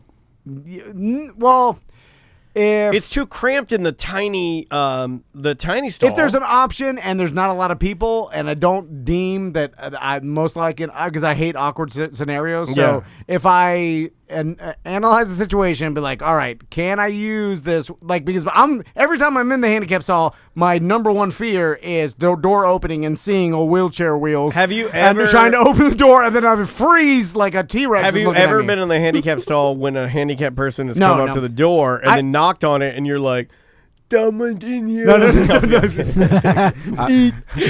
don't know what you would do there. Not for mentally handicapped. No, I people. know, but I would freak out. I would feel like I would need to give this person a reason for me to be in there, because I don't want to just come dancing out, like Did Ashley Simpson out? I don't want to Ashley Simpson out of it. I definitely have panicked over that scenario, but I've never even seen someone in a wheelchair in a public restroom. I don't think in my entire years. We used to work with a guy at Clear Channel, Jim, that used to and then we'd go in there, and then he'd have to wait, and then when we'd come out, he'd be like, he was in a wheelchair. Yeah. And he had the arm, those arm things, it's like the cuffs and then the poles. Oh, like Timmy from South Park. Yeah. Yeah, he had like that hole. Yeah, he wasn't in a wheelchair though. He was in the. But he arms needed the handicap stall because it was yeah. like there was a lot of moving and flopping. Yeah, and, I was at Epcot last week, and in one stall, regular stall, not handicap stall, father, son, and service dog all went into the same stall together. Big stall or little stall? Regular. How big was the dog? It was a big dog. Real service dog or bullshit? Well, it had the thing on. It was like it had to be like an 85-pound dog. It was huge. The big ones are usually actually service dogs. You have a tiny Yorkie, bullshit. No, it was a big dog. Okay, it was hanging out halfway out of the stall. No. You should see that dog wipe a kid's ass. Licks it clean. Amazing. Does he fold or does he tuck? Let's do some hidden voicemails. Hidden voicemails. It's going to take me a second to find the hidden voicemail. Oh, I found it. There we go. Sometimes when people leave voicemails, they don't always go to Dan via the Mediocre app. Sometimes they get stuck in limbo, only to be rescued and converted later. They won't be timely. They won't make sense. They might be years old, and the person who left them could quite possibly be dead. This is Lost Voicemails from Beyond. There you go, buddy. All right. These are voicemails that are sent from devices that may or may not register with our app, so sometimes they get lost in translation. I have to actually convert them and make them into a form that we can play back and play for you right now. So let me stop that. And here is our first voicemail. These are rando, too. What's up, Tom and Dan? This is Stoney the Bear. But when I say bear, I don't mean like Jim Colbert, bear. I mean, I am like a big hairy guy, but I'm a big hairy guy for women. So I had a point for calling, but I'm kind of really high right now. See, sometimes they're going to be good. Sometimes they're going to be like that guy. That's what you get with this bit. That's why I was a little surprised you jumped on it. Why? Well, I don't know. No, I'm okay with it too, man. It's just sometimes it's going to be great. Tom, Dan, Steve Kramer. Hey, buddy, you guys are talking on Gentleman's Guide about gift giving and how good Steve Kramer is at it. And then Steve said how he buys stuff and then loses them. My wife also does this. I'll find things in the closet in our master bedroom hidden that she forgot she bought a year later. Like, it'll be Valentine's Day the next year, and I will find, like, blank cards that were purchased and stashed up in a bag behind my guns and my ammunition. And then, here, we ain't got to buy no more. Here. She does it all the time. Christmas, New Year's, everything. Drives me nuts. New Year's? All right, there's that one. Stockpiling like food or guns or ammunition. What about cards?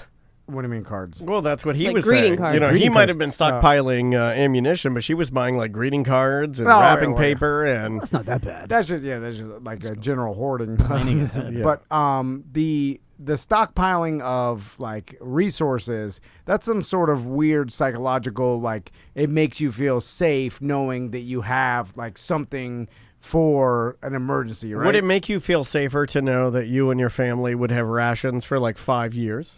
I never think like that. It would me, like, if somebody, I'm not going to buy it, but if somebody gifted me like emergency rations and said, hey, you, no matter what, as long as you're, alive, you have food and water for 5 years, I'd be like, oh, that's great. That's a good gift. Yeah. Oh, yeah. I'd be very excited about that. Well, 5 years of food and water, you need, that would fill up your whole garage. Well, of course. I get it. But I'm just saying, like, I would like that. Yeah. Because, like, right and now. I'm not a prepper. I'm not a doomsday dude, but, there is some comfort in that. I just assume, I was like, well, if I had it and when the people start starving and killing each other, like, they're going to start going to house, and then there's going to be some sort of gunfight. I got one rusty revolver, everybody's dead. I'm looking at the long term. I'm like, oh, okay, if we have a couple extra cans of beans, how long is that really good? Might as well have I would hope. If the electricity goes out, we're all dead. Don't fool yourself. Whoever I'm talking to, like, forever. If you invaded my camp or my house, if you made it through the series of, furniture I'd thrown down the stairs. Yeah. And I'll just burn you out. And that's what I figured. But let's so you burned me out, and I'm on the street now, and I would have to take inventory of your personality, and I'd see what type of pseudo leader you would be, because obviously you're stronger than me, right? So I would look and I'd say, well, are you going to kill my family, enslave my family, torture my family? If you were going to torture or enslave my family, then I would instantly kill my entire family and myself. It's just real. Every scenario, because I wouldn't want them to go through that. Is bad. No one's ever thought about this? Well, yeah, that's why people have stockpiles of ammunition and shit. I just don't know what that will actually do if the worst case scenario happens. I mean, buy you a couple weeks or whatever, or if you are thinking in that manner and you're like, well, at least I have a bunch of bullets, it's just to make you feel a little bit better. Like, the reality is that's probably not going to help you long term. Like, it's going to last another couple weeks. Like, that's all I'm saying is, like, unless you have like a fortress underground, you're going to go through like an insane amount of work. Like the preppers. Now you're talking about the doomsday premise for the movie Trolls. Oh no, I'm talking about Branch has an underground lair prepared for the end of trolldom. I bet you there's hundreds of people in Florida. I mean, maybe even more than that have underground. Kind of hard to go underground here, though, right? Well, you could bury like freight containers. I know that's a big thing. Like, you just take a freight container, you bury it, you put a hole, you hide the opening, and then you stock it full of shit. I can't lie to you guys. The idea of having a freight container that has like cots in it and food and a bathroom and everything to protect me and my family is inviting to me. Like, I don't know. There's something comforting about it. Of course, yeah. That's why I think that's why people do it. It's just I understand why. I mean, I don't think I'm the guy to do it, but I think I'm just the type of guy I get mad if I never had to use it. Like the day I die, I'd be like, fuck, waste my money. And your wife eat my green beans real quick. But like you and your wife are the type of people, if you need to be somewhere at 4 and you get there at 3:50, you're like 10 minutes wasted, right? Like that's not prepared. Yeah, I'm never gonna prepare even for the end of the world. No. I'll just let it happen. That's not something I want to hear. Is anybody here prepared for the end of the world? No, but I'm prepared. Do you think I'm gonna fucking tell you? You guys will come over and try to get my stash. Nah. And the people that are,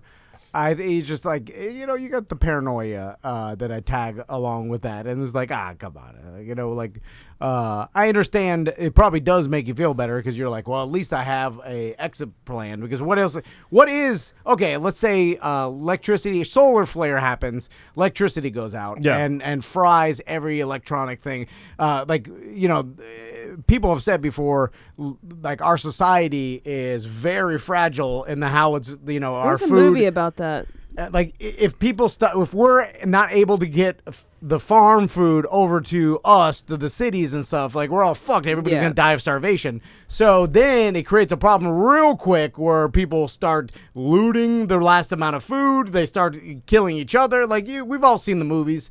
So it gets bad real quick. Does anybody have a plan? Like, no. My wife is like, she's like, I got a plan. And then I'm like, but she's not telling you? Well, I don't care. You're not a part of the plan. It's like hearing someone's dream. I'm like, all right. Your wife, wait. God damn it. Your wife actually has a doomsday plan? Would she be willing to tell us her plan? Probably not. I don't even know. She has some cockamamie thing. I'd poke holes through it. It would never work. But that's probably why she doesn't tell me, because I'd be like, that never worked. But there's really nothing you could do unless you were started preparing and were a prepper and had like the ability to then hunt or like a giant area to live in underground, or then get like your stockpile of preparations. Like, other than that, not much you could do, right? If the power goes out and I can't ride my Peloton, I'm gonna kill it. It's done for everybody. Yeah, and that's it. Pretty much. You want to do another one? Sorry to be depressing. Okay, not to bash my wife. I left an earlier message about how she buys stuff and hides it in the closet and we forget about it. She's a way better gift giver than me, and thank God I'm married to her, because I am terrible at finding out ideas and purchasing gifts. I've only really nailed one anniversary gift that was better than what she's ever done every time. But she does still buy stuff and hide it, and then we find it in the closet, 4 months after Christmas, and then realize we forgot to give it to them, and then it becomes a birthday gift or whatever. But anyway, thanks y'all. Love the show. My grandma used to buy dresses or clothing, and then she would, like, if it just came out and she really liked it, she would buy it and then, like, have them wrap it up like it was a gift from, like, let's say Belk's or Burdine's. Then she'd stash it under her bed.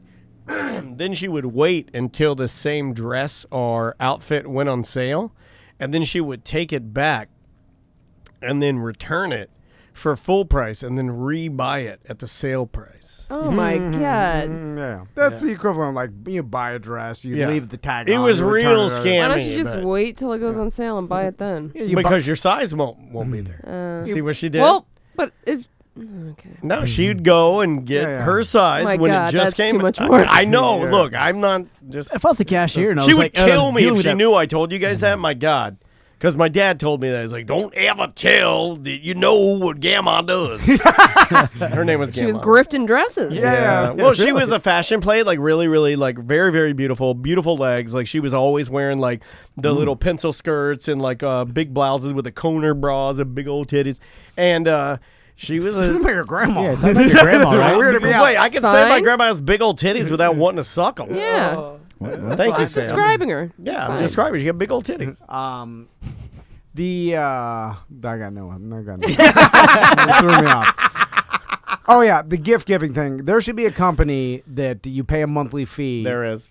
Is there? And Gotta be. I know where you're going. They give your friends, like, you give them a list of, like, friends and family, and there's a budget, like, you pay in $50 a month, and they have to work on that budget, and they just go on their Facebook, and through the Facebook, I'd probably be more expensive than that, but see what they're into, and then send them small gifts for their birthday or whatever, so that way you don't have to do it, because I'm the worst at all that shit.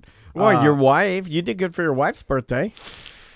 I mean, I literally, I was like, I know she wants glasses. Then I'm like, what kind? And then I went to her sister. I'm like, what are the glasses? And she's like, they're this type of glass, whatever. So then I went on the site. I found them. Yeah. But then there was like Oakley blades. There was like 3 or 4 different colors.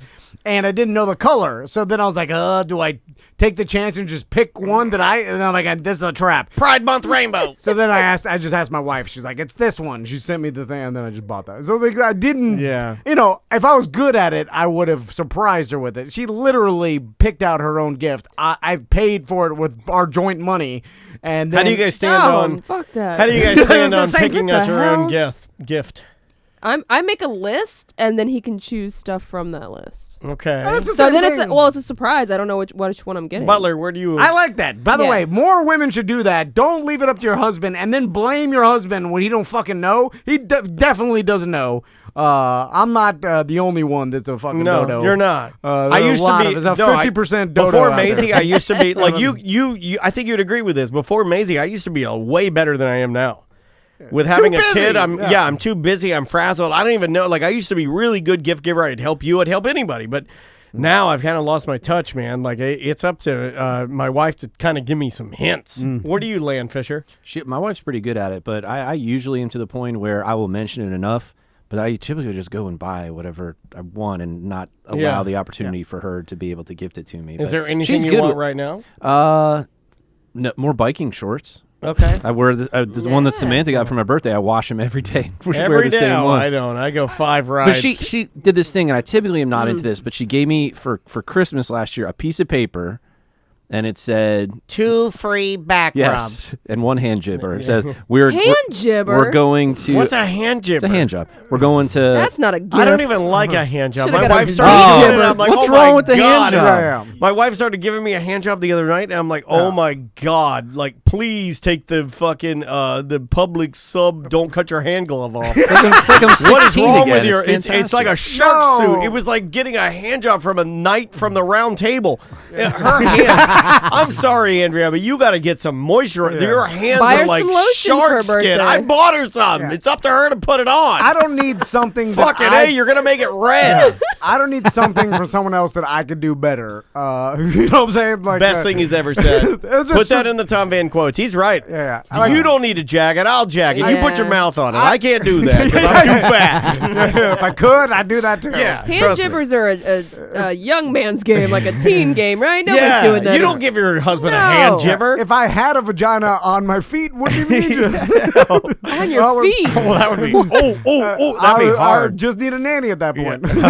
That's fun. Help me put my foot on my dick. A nanny, a nanny, and a cool roommate. Fine. What's up, bro? One step better than this current situation. Hey, just got the newest Call of Duty and ordered a How pizza. disgusting would your pussy feet be? Because you don't wash your feet. You don't talk about my pussy feet. Tom doesn't wash his feet. That'd be disgusting. You're fucking a dirty pussy. It'd be something stinks like shrimp in the studio. Like, I'm sorry. I wouldn't be able to take it. Goddamn shoes back on. Your pussy feet are bleeding all over the carpet. Put your fucking tampon do you shoes on. do you get a period with pussy feet? Oh yeah. Oh yeah, Oh, it's bad. God. You gotta wear Tracking like blood in here. you gotta wear like a girl dog diaper. on them. Like I have Put socks on? I have two sandal pads. My feet look like 2 ready to be planted oak trees with the mesh. Then I'm like, shit. Where's? Do we have any more sandal pads in the fucking in the closet? You're bleeding everywhere. And that's a one to the public. What's that? Ew, it's yellow. My feet are discharging. Oh man, Afterbirth. this got real gross. Can we have babies out of our feet? Oh yeah, everything. Yeah, it doesn't hurt though. I'm running a marathon. I'm like, it's coming! I'm having a baby out of my sneakers. You're like, dragging it with the umbilical cord. Sorry. That's it. All right. We'll see you next week. Take a break. I got another one. Shouldn't have said it. I got Oh Shouldn't man, have said it. I got another one. You scared all the guests away too. where'd they go? We're gonna go smoke. Howdy, folks, and Sam. As I sit here at a traffic light in San Antonio, there are 2 gentlemen selling raffle tickets car to car at the red light. Thomas, has this ever happened to you? Were you able to say no? Question mark. Oh yeah, like you know the firefighters with the boot and they come next to your car, or homeless guy with a sign right next to your car. Yeah. Raffle tickets in the lane. What's a raffle ticket? I've never heard of that. What are they one. raffling off? I think it's more of like a Boy Scout firefighter, civil servant type of thing. Do they get you? Do they still get you? Or are you better at that now? Because you used to be anybody comes to your door. I mean, they have a 60% chance of sealing the deal. Right? Here's the thing. Okay, I will give if I have dollars. The problem is no one carries around cash anymore. Yeah. So it's like it's hard because if I have dollars, I'll give it to the firefighter. Yeah. Now the bums, when they walk by, I've learned just don't make eye contact. I stare forward, and then they're I looking. told you I that see for them. years. I see them looking at me, and then they'll just walk by. No big deal. I told you that for years. We'd be walking downtown to go to a gig or something. I'd be like, hey, and I just keep walking, and you'd be like, Oh, if they now if they knocked on or they asked me something, then Yeah, I'd be forced. do you have them tap on your window? Because Yeah, I've had that a few me times. too. I also got cornered at the gas station. The kids are walking up to each person pumping gas trying to sell books. Oh, yeah. The raccoon in a box Yeah. deal. Yeah. Magazine subscription. I mean, usually now I've gotten to the point where, you know what happened? Was it like 7-Eleven's 30-year anniversary or some shit? It was 7-Eleven Just day 7-Eleven yesterday. day. Oh, okay. Yeah, but I Because think Free it's, Slurpees. I think it's 40 or 50 some years. It's Okay, more than yeah. 30. But I went to the one on Colonial, that big one near downtown. Okay. Is that the one with the fake roof? Sorry. Can we talk about fake roofs? Not a fan of that fake roof. I don't like that either. What's up with the fake roof? What do you mean fake Well, roof? there's a new big building, like City Furniture, or have you seen that? Like Cityscape Furniture or whatever, and the whole roof is red, and it's like it would stop nothing. It's just a roof. Like it's like just to make it look like it has a roof, but it's wide open. Like the 7-Eleven that you're talking about, it has a whole like, it's like what a is that? mesh. A pagoda over it. Yeah. But it does nothing. So like why false walls on the why outside, build it? Yeah. Decoration. Aesthetic? I mean, I get the idea, but why not put some function into Yeah, it? yeah, Like put I a agree. gutter system or something. Anyway. So the 7-Eleven day, I usually before I work out, I stop and get like a protein bar or some Oh, I shit. thought- You don't have to A big brag bite. to us, No, muscle no. man. But Before I work out, I like to go get myself a protein bar and I- really pump up muscle I- milk. I pulled up. It was the one on Princeton, not Colonial. But I pulled up, and then there was like a big tent, and they were doing like face painting in front of it. And then there was another table that they were like hawking some other shit. And then I walked. I was like, "What the hell's going on?" I walk in, there's balloons and party, and then everybody in 7-Eleven, like all the employees, had like glitter unicorn painted, like they painted their face or whatever. Yeah, you should have done it. Then they were like, "Do you want to buy this cookie for charity?" I'm like, "Yeah, I don't want it though. You could throw it in the cookie bucket." Then like, "Do you want a raffle ticket? We're raffling a grill." I'm like, "No," and everybody's too happy. I don't like it. I'm like, "Oh, You cranky old man. She's like, I'll buy it, but you will throw it in your fucking cookie bucket. I don't want it. I see it in your I'm eyes. You're like, the manager told you to do this. You hate this. You hate your job. No, I asked my girls this morning at my 7-Eleven. I go, "How was yesterday? Was it crazy? 7-Eleven day?" And she goes, "Yeah, it was crazy." I go, "You hate it, don't you?" I said that, and she goes, "No, we like it. We actually like it." But she's like, "Cause People like, are probably in a better mood, right? That's what she said. My girl, I won't say her name, but she said that the people that come in there on 7-Eleven day are not grumpy like the normal people that come in there when they're fucking pissed off because they know they're getting something she free. didn't see me. Well, they're giving free diabetes water. I want that shit. They offered me the free Slurpee. I was like, "What? Why are you being an asshole? They're just trying to cheer up your day. Throw it in your Slurpee bucket. Nah, it's the cookie bucket. I'll buy it, but I don't put it. Tell me more about this cookie bucket. Oh my Travis god. is going there. Yeah, where did the cookie? Like, I bought the cookie, and they were like, and I was like, I don't want it because I was like, all right, I'll donate the $1 to charity, but I don't want the cookie. And they're like, "Oh, that's fine. We'll put it in this cookie box." And then I was like, "All right, I don't know." This where goes to needy podcaster sales guys. Work right down the road. There's a whole charity. It's the Butler Institute. It goes to the Butler Institute. I have nothing against the employees there. I just That's the hilarious. Big corporations bullshit call out. I'm like, you don't fucking care about nothing. All they care about is Have you guys bottom ever line. heard "Dance the Slurp"? What? It's a song. Don't talk about it. They in 1970s, 7-Eleven released a groovy record based on a signature sugar bomb called "Dance the Slurp." Oh, hold on. Apparently, it was a big fail.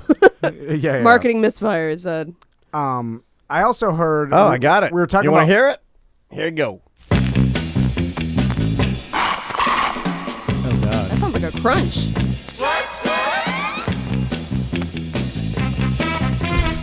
Sure goes You perfect could totally with the scoop song. to this.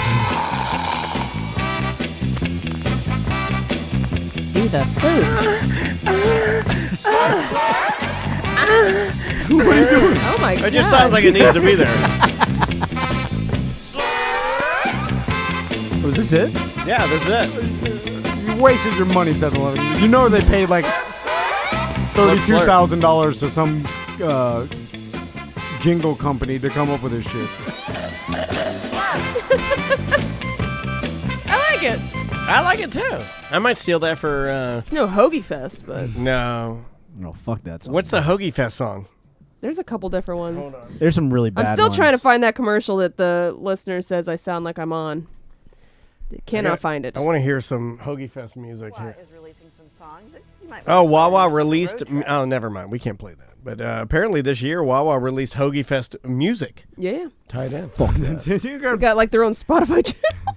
Here's why it makes me mad, because I know I've thought like this when I work for big corporations. When you see that, you're like, how much money did you spend on this garbage? And you're paying me nothing. You know what I'm saying? Like, you get mad that they're wasting money on stupid Hoagie Fest music that no one cares about. Does anybody out there, like hear the Hoagie Fest song or any of this stuff that corporations put out and then are like, oh, I like that. Like, I mean, the only one that ever got me. What and is it? It got me, but it didn't make me buy. Was $5 foot long. Well, Remember jingles that? work because you remember them, but I'm talking about like when they do this, like, hey, this is our corporate brand and this is our identity, and like we need to come out with this because Didn't Wendy's do that last year?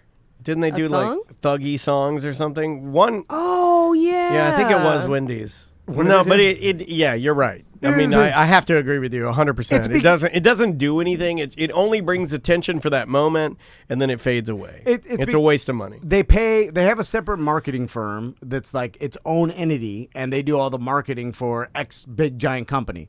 And so they pay that marketing firm, $10 million a year to come out with ideas. So then when you pay that marketing firm, all they'd have to do is continually come out with ideas, good or bad, because that's what they're paid for. They can't just go to Wendy's or whoever else and be like, got nothing this week, and they're like, Forgot about the Wendy's mixtape. So they come out with dumb Yeah, shit. revisit it. It holds up. Just because they have to.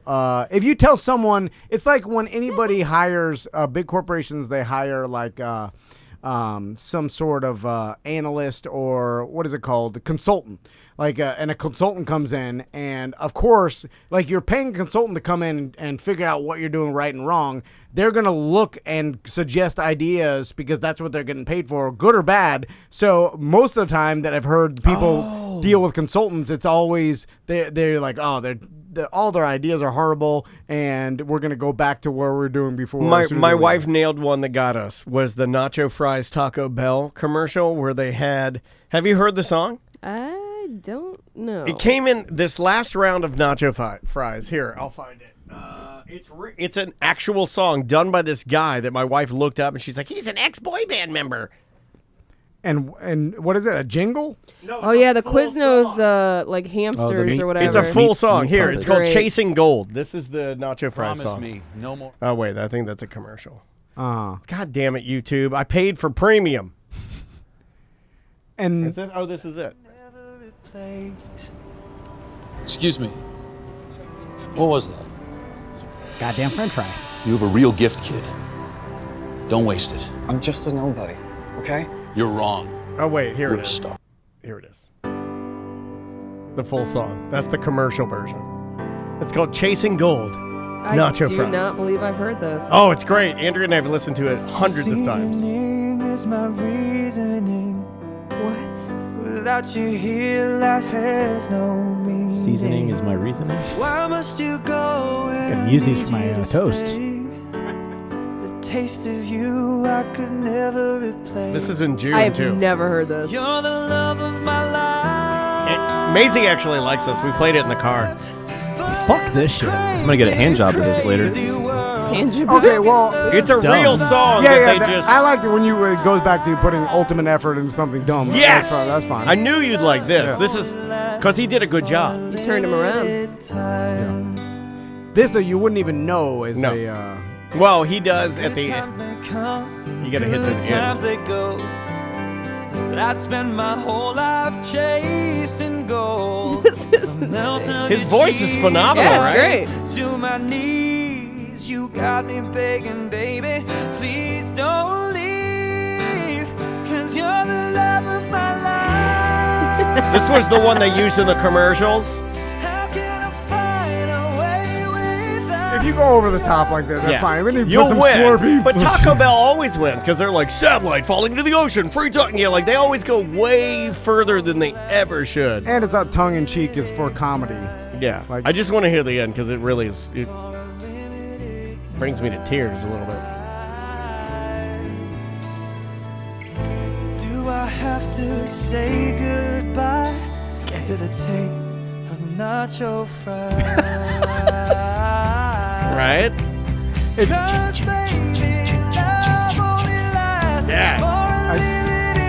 yeah. Limited Give me the time. drums. You taste it, nacho fries can't get you off my mind. Yeah. Full band. Ultimate effort for something I dumb wish is fine. that I could say that me and Andrea haven't listened to that hundreds of times, but that would be a lie. We actually have. I just picture the guys performing on like the American Idol stage or America's Got Talent, like the whole choir comes and joins them, and it's this whole giant production. I actually like that. It's so good. Thank you, Andrea, for reminding me of that. Yeah, he was on Glee, the guy that sang that, and he was also in the Gianni Versace TV movie. As one of the actors was the vocalist on that. So Taco Bell hired him to do an entire song straight for nacho fries, and he did. Yeah, and it's awesome. That's fun. When ultimate like work and good quality singing and stuff for something stupid is, I like that. But it wins. dumb jingles that like the Slurpee song is stupid. Yeah, it was stupid. Let's take a break. You got it, brother. This is the Suede Razors. This is called Boys Night Out from All the Hits and Misses, a compilation album. We'll be right back with more of Mediocre Time with Tom and Dan.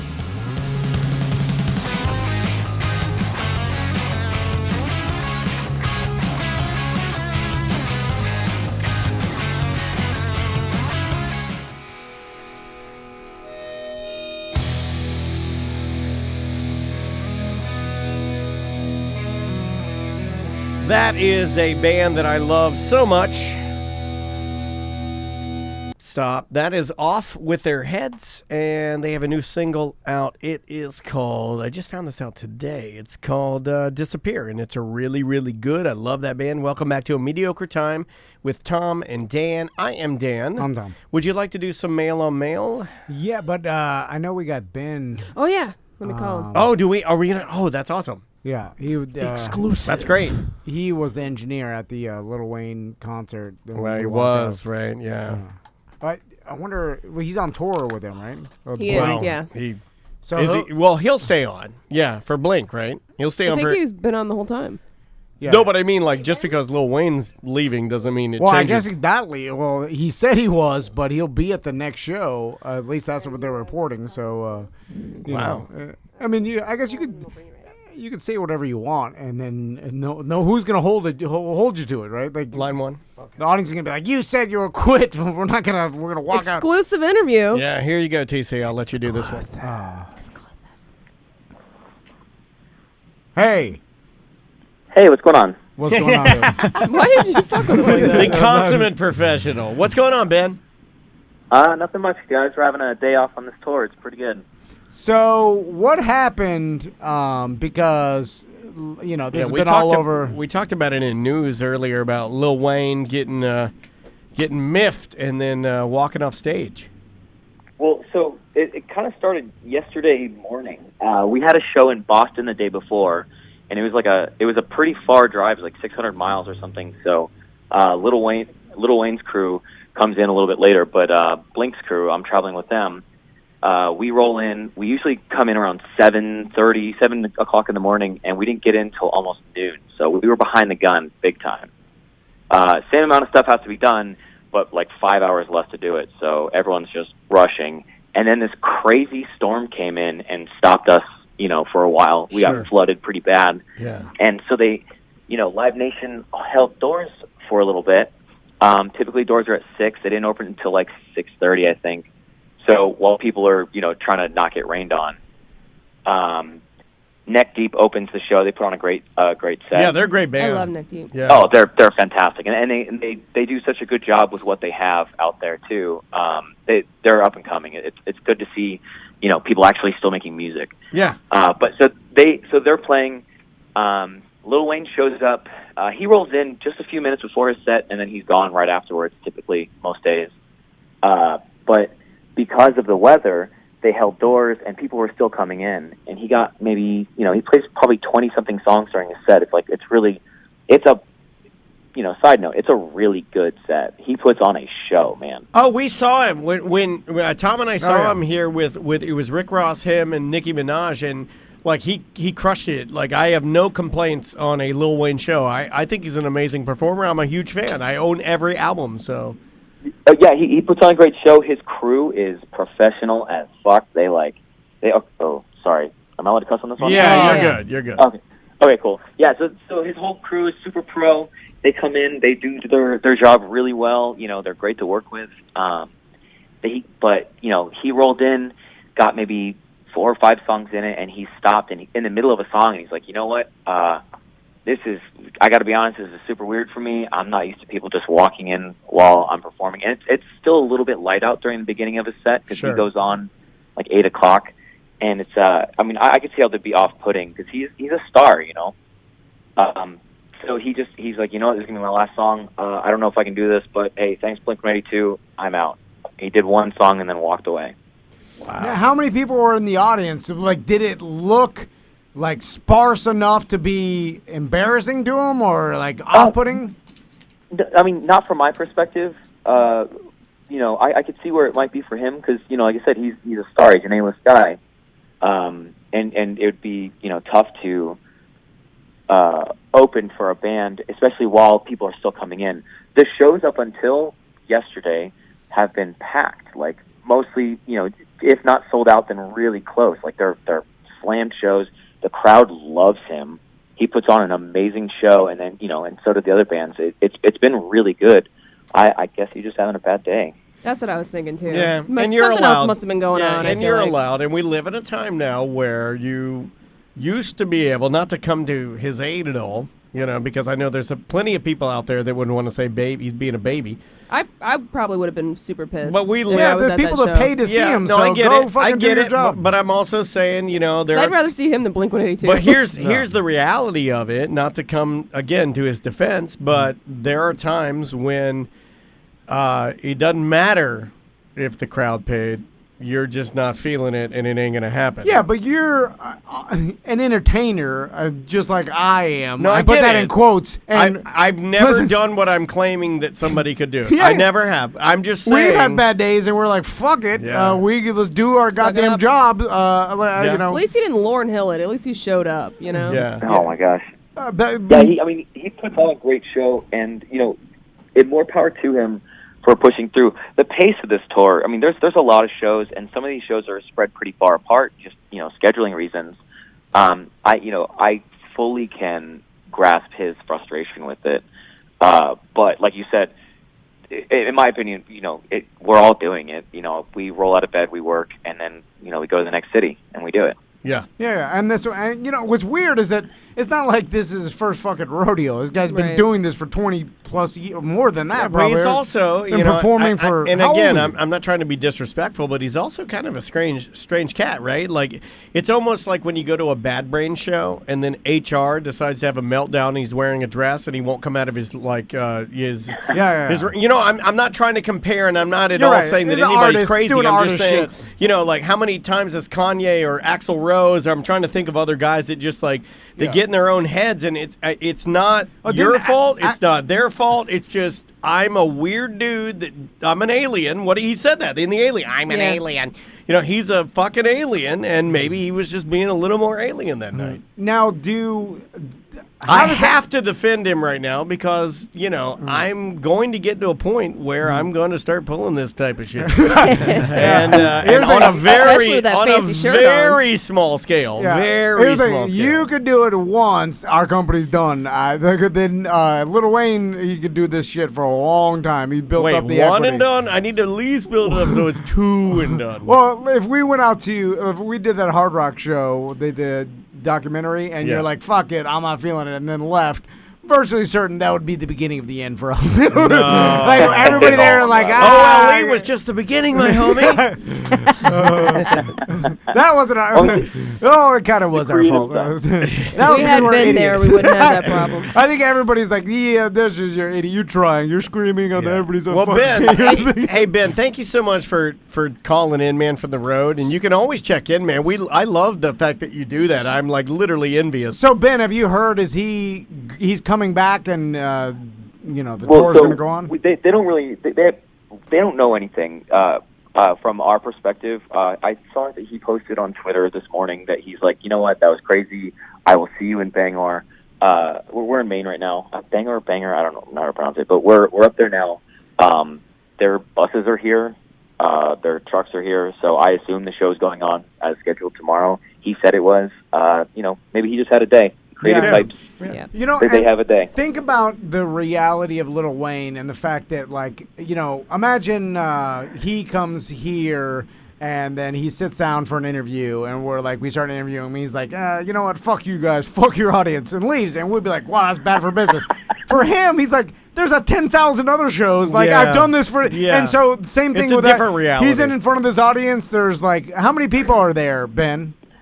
So we're doing mostly amphitheaters on this one, so it's no less than 12,000 to up to 20, depending on the size of it. That's a lot for us, but this motherfucker has done hundreds and hundreds of shows with bigger audiences. So he's like, it's kind of like we have a bad show. We're like, fuck it, got to do one tomorrow. That's his probably mentality. He's like, fuck it, I'm done with this one. There's some pissed off people. Live Nation has to give some refunds, and then he's back on. He gets in a better mood. And let's back be honest, the only people that are going cares? to really be upset about that are Lil Wayne fans. If you were there to see Blink, if you were there to, they don't care. You're gonna, you will, but not as much. And my point is, even Owen from Ono Radio Show says those fans should get partial refunds, though.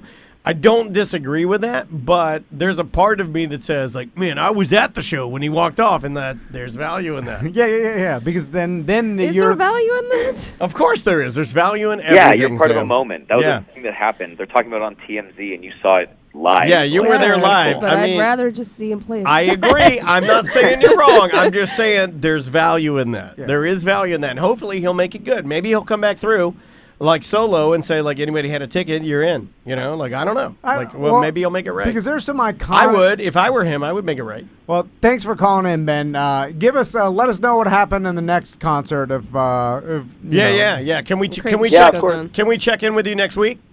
Whenever you want. And if anyone is coming to the shows, just come by front of house, sound booth, and come touch tips. I'll be glad to. There you go. Touch tips, front of house. Love you, man. Be good. Be safe. Yeah. Love you guys, too. Peace. See ya. Good dude. BDMs are everywhere. Fuck you, TMZ. We got the scoop. The exclusive. It's when you. I thought you were having a stroke. No. I was just trying to think of when you perform at all times, and do so much. It's it's your regular. None of this matters. One show is it never ends. Same thing with other comedians that come in here. I give it to the guys. Steve O didn't know where he was today. No. He didn't remember us. He was super fucking tired. Yeah. But even the comedians that come in here and give a shit and even try, I'm surprised because I'm just God, you have to do this every fucking weekend, talk to everybody about the same shit. That's miserable to me. Even though because you're doing interviews and they're asking the same questions and the same shit that every host looks at Wikipedia and does the same. Yeah. I can imagine it's just goddamn monotonous. But that's your job. You think that getting on stage is completely different, though. You're not there doing interviews. You're up there to do your job, and your job is to perform and sing for the people. So do it. You do it for an hour, and then you're done. Yeah. Complain after. But when you're big enough, you can have the right to just say fuck off every once in a while. But you have to be that big. You can't be. We've never done that. No, because we're not that big enough. No, but even when we're sick or anything like that, remember the time that I had that fever that I was upstairs and my wife had quarantined me. I came in here, I did the shows, I immediately went home and went right to bed. Yeah, we don't have the luxury of doing that. But if we were Lil Wayne big, we would fuck off. We can start doing that shit every once in a while. Now you can't do it all the time because you. What do you get once every year? Couple a year?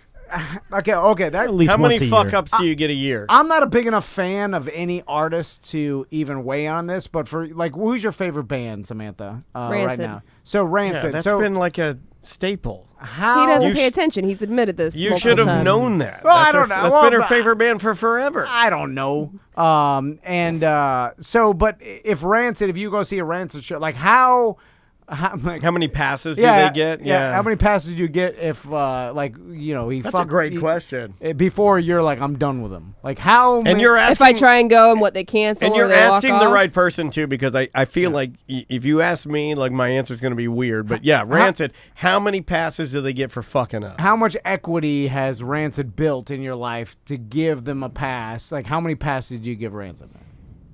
This might be shitty, but probably unlimited passes only because they never come to Florida. So I probably will try and go every time they come. But how many times will you go if they cancel? Like if they go and halfway through, or like the 1/4 of the way through, the guy's like, I'm done, and then he leaves. Would you go back and see him again? I'll give them 2 solid passes. Okay, then third, no way, right? If they come the third time, I'm like, no, not falling for that again. All right, that answered my question. That's Yeah. good because now you're an extreme fan. I'm sure then there's a certain audience that like give him 1, and then there's a certain audience that heard about that Well, first see, time and said, "Fuck, I'll never Lauryn see him." Hill's notorious for like either not showing up or showing up and walking off or showing up 3 hours late. I knew all of this ahead of time. I still bought the ticket, and then the bitch canceled 3 days before the show. Yeah. So I will never.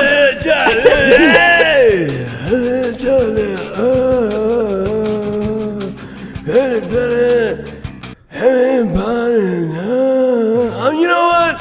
We're fucking out of here. Accurate. You're done with Lauryn Hill, right? You'll Yeah, never I'll pay- never even try and go see her. I'm tired of doing whatever I'm doing. Can't even categorize it as singing. That's so mean. When Kings of Leon, when they walked off like because they were getting the birds were pooping on them, that didn't impact them at all, right? They were able to continue on. and- Wait, they stormed off because birds were pooping. Like yeah, pigeons there was, or something, wasn't yeah, it? there was pigeons pooping on the bassist, and they Shitting they, all over. they were A getting lot shit of on. shit. Oh yeah, Couldn't you just move? It's a fucking bird. Yeah. Also, you're hundreds of them. You know what? If you can't You're a move rock from a star. bird, you're a king of nothing. That's what I say. Yeah. You're like, this is fucking stupid. there was a day you like people would throw shit on the stage, spit on you, yeah. and you fucking play Yeah, through you're it. not You're a rock star. star. If you can't get through a little bird poop, I don't have And it's any not respect. gallons of poop. Yeah, it's not like a bucket of bird poop. Yeah, like a couple birds sprinkled to poop on you. Is that Nickelodeon slime. like I gotta stand there, It's stand there, a like, fucking double dare, a double dare pie in the face. and you're like, oh, it goes in your mouth. I'm dying. Yeah, that's fine. You're like one little.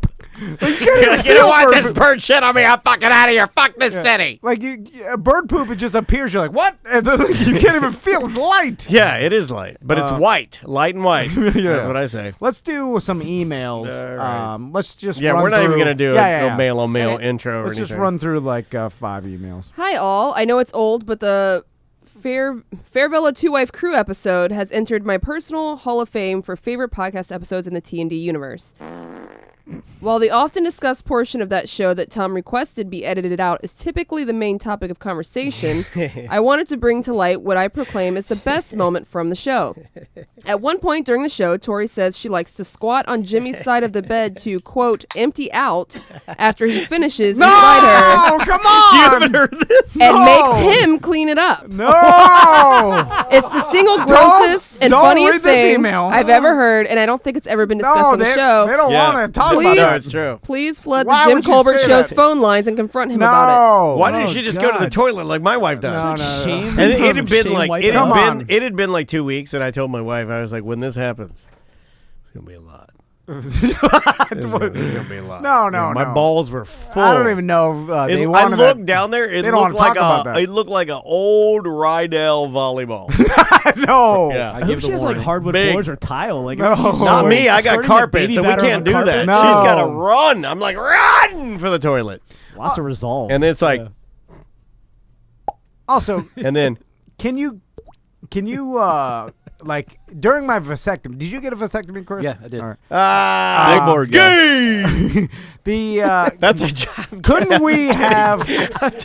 so stupid. While he was in there, it's kind of like Wait, while you're in there, just jack me up. no. Get it hard. Like That's a power move, by the way, that she makes him clean it up. no, come on. Well, you come on. Like you think you know who runs that house? It ain't him. So Tori Colbert show. It's like her shitting in the toilet and be like, flush that, Jimmy. Oh, no, that's a little different. I'd be willing to bet that's happened. I mean, that's his product, not hers. He's like, okay, I'll do it. So I love you, big. couldn't they have stopped everything? Like what do you mean? That would've been Oh, better. you mean you don't want anything to come out, Yeah, but yeah, you just want the sensation. Yeah. I've always wanted that. I've wanted Oh, other we know things. a guy, Ty from the Ono Radio Show. He doesn't have it. Nope, he just poops air.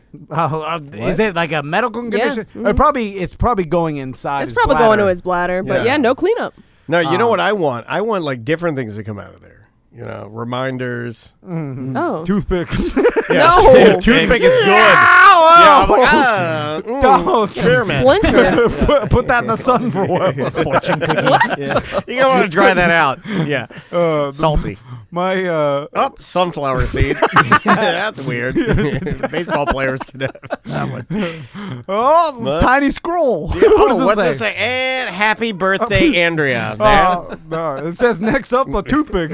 I don't want scrolls. I don't want scrolls to tell me next up.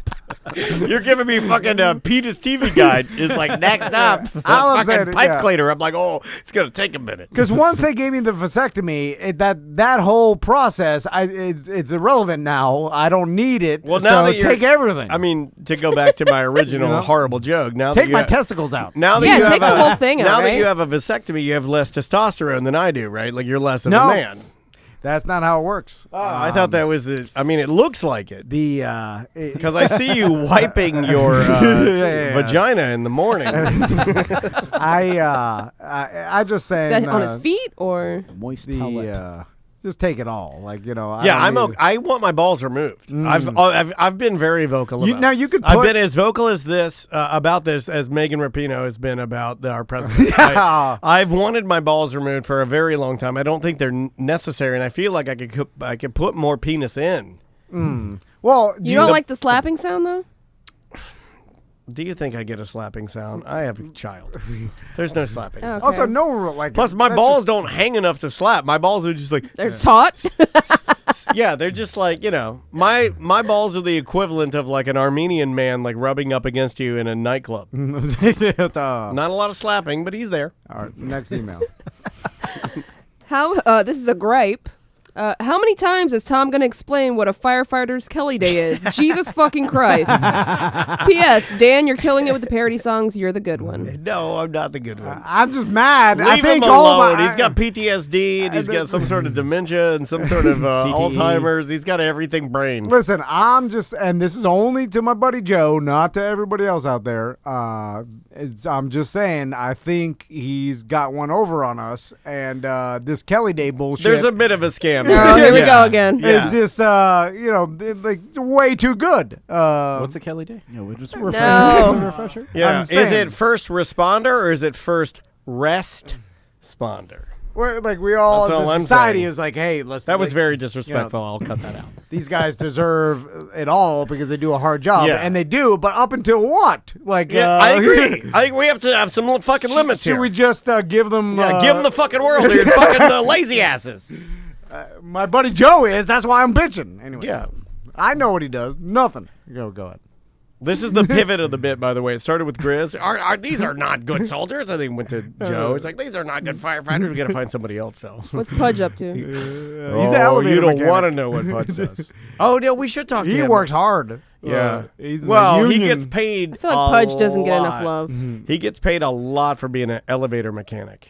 The problem is he told me that like the union will call him up and be like, "You're off next week, no pay." Like it'll just Oh, shit. really? Yeah, some weird shit. It's like he'll get the call on Sunday night. What if he crosses the line and says, "Fuck your union"? Whoa. I'm a free. It's not a strike. It's just No, but what if he's like, "I'm free for anybody who needs me. Fuck off." Pudge's elevator I wonder if repair. Pudge has any good elevator stories. Oh, he's got all the stories. I think you guys one of his banged in an elevator? coworkers fell off. Loving an elevator? I think he's one only of got his friends got his head chopped off. only atrocities. Yeah, we got it. Remember when we got got him elevator drunk? come, there's money in here. It's not bad. Do you remember? Do you remember when we got Pudge drunk during the last World Cup, and then he started betting on Bovada, and then he bet too much and overdrafted? No, yeah. There's also got sloppy drunk at the wizard's wedding. Pee-peed his whole slacks. Don't snitch on Pudge. Fell in the bushes. We took pictures of him. Then we sent pictures out to everybody we I know. want to see what Pudge looks like. I'm obsessed with Pudge. Yeah, my medication, my citalopram, has me sweating. It's one of the. Remember, you looked this Mhm. up, and last night I sweat so much I thought I pissed my pants. Really? And I got up and I ran Crotch to the sweat. I ran to the bathroom and my boxers were soaked, and then I pulled them down, and then I had a full pee-pee bladder, so I knew it wasn't piss. But it's not. He's sweating through the night. Just in your crotch area? No, Everything. all over. Okay. All over. Body sweat. Yeah. You gotta wear that shirt. Gotta Soaks have it up. No, this shirt's only for. Did you go to bed sober? That'll happen to me. It was only No, I mean, I gotta have a couple of White Claws. Your body's gonna shut down. I drink early and I stop early. You know what I mean? Like stop too early. So I'd already stopped. Yeah, you I had stopped too already early. like You gotta cooked, wake up. sobered up. I played LOL dolls. Wake up, take a couple shots, go back. Is it? Will that help? I don't keep know. the sweating down. It's worth a shot. Get it? Everybody's saying yes. So I mean, I guess I'll do it. Andrew, are you in the chat room? Not? Okay, gotta do it. All right. Next. Hello there, Tom, Dan, Samantha, and others. Love everything y'all do every day. I've enjoyed you since the Drew days, Dan. And Tom, I met you at a certain Jello wrestling night in Eustis or Mount Dora area many years ago. Oh, don't talk about it. I've been downloading Baby oil, Crazemo not to Jell-O. catch up since I finally got off my ass about a year ago and got the app and became a BDM. Quick question, though. What is it that you truly enjoy about what you do? Making jokes and shooting the shit, or being able to spend quality time with the fam? I work entirely too much and give everything to my family and wonder sometimes if working so hard is truly worth it. Keep up the great work, and hopefully I can talk my wife into the 2020 cruise. BDM forever. Tip life. Thank you. No, I don't enjoy any of this. I don't No. enjoy. I don't enjoy the Miserable. show. I don't enjoy my family life. Yeah. I don't enjoy my daughter's accomplishments. I don't enjoy my wife. Yeah. The only thing I truly enjoy, Jerking off in the bathroom.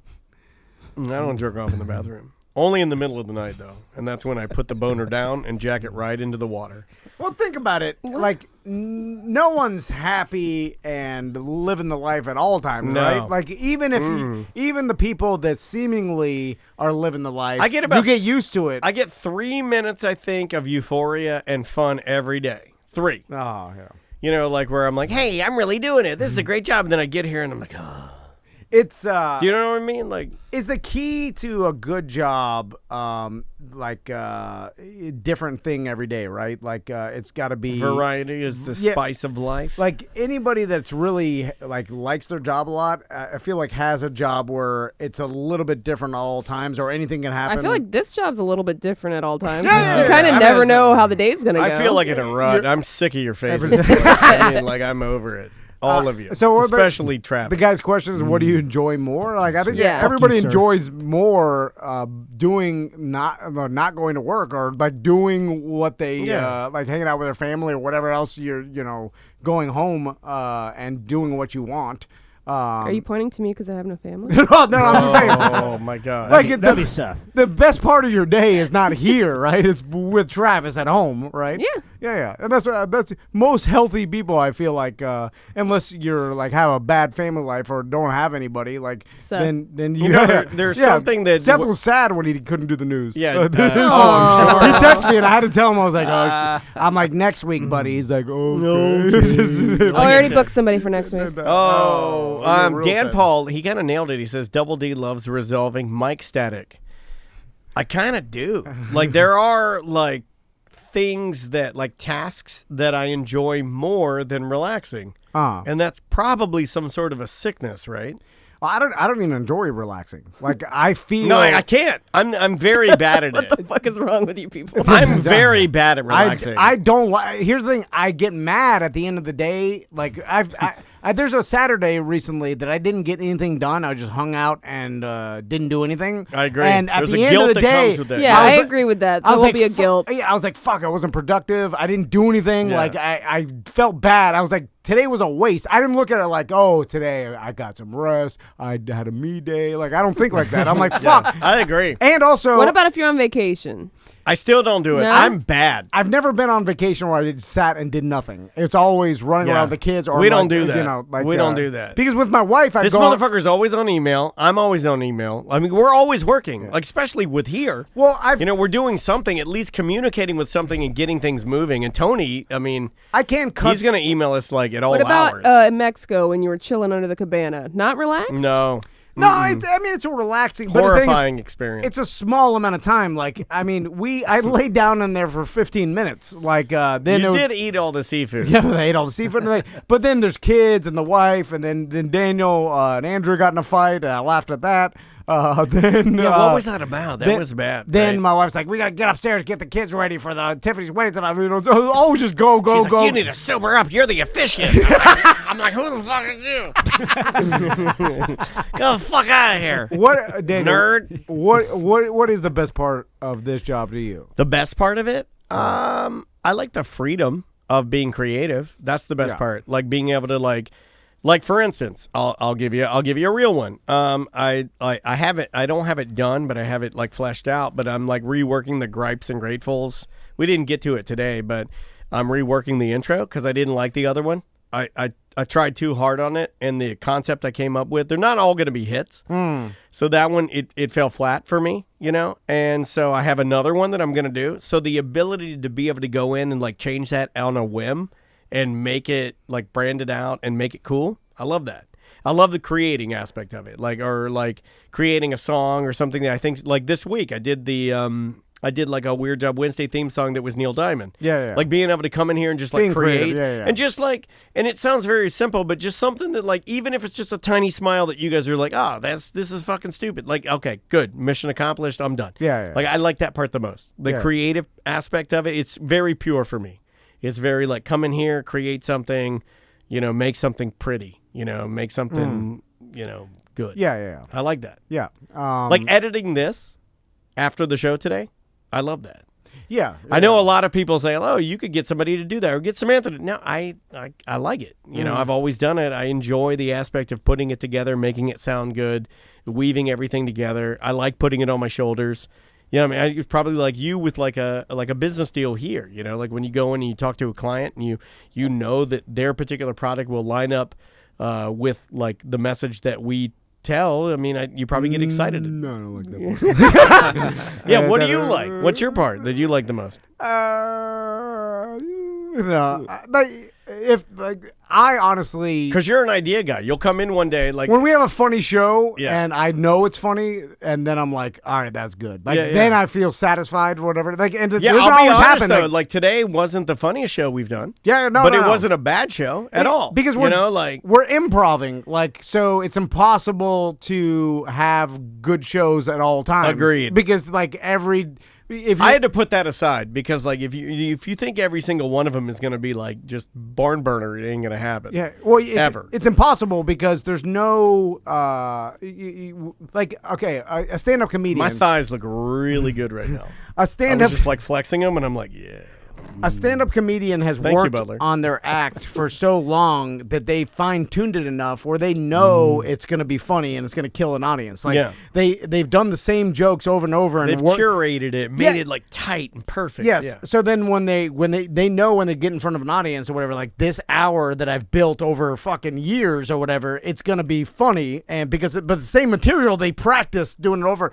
We don't have that luxury. No. Like we go and be like, hey, let's see what happens. Yeah. Like, and we're improving, and our brains are trying to Now come up with the I funniest don't thing. like that part. Like I like when we get in it, but that before the storm, like right before we go on, I don't like that. Yeah. And so because I don't know what's gonna happen. You know, it's different every time, and we've done like how many of these?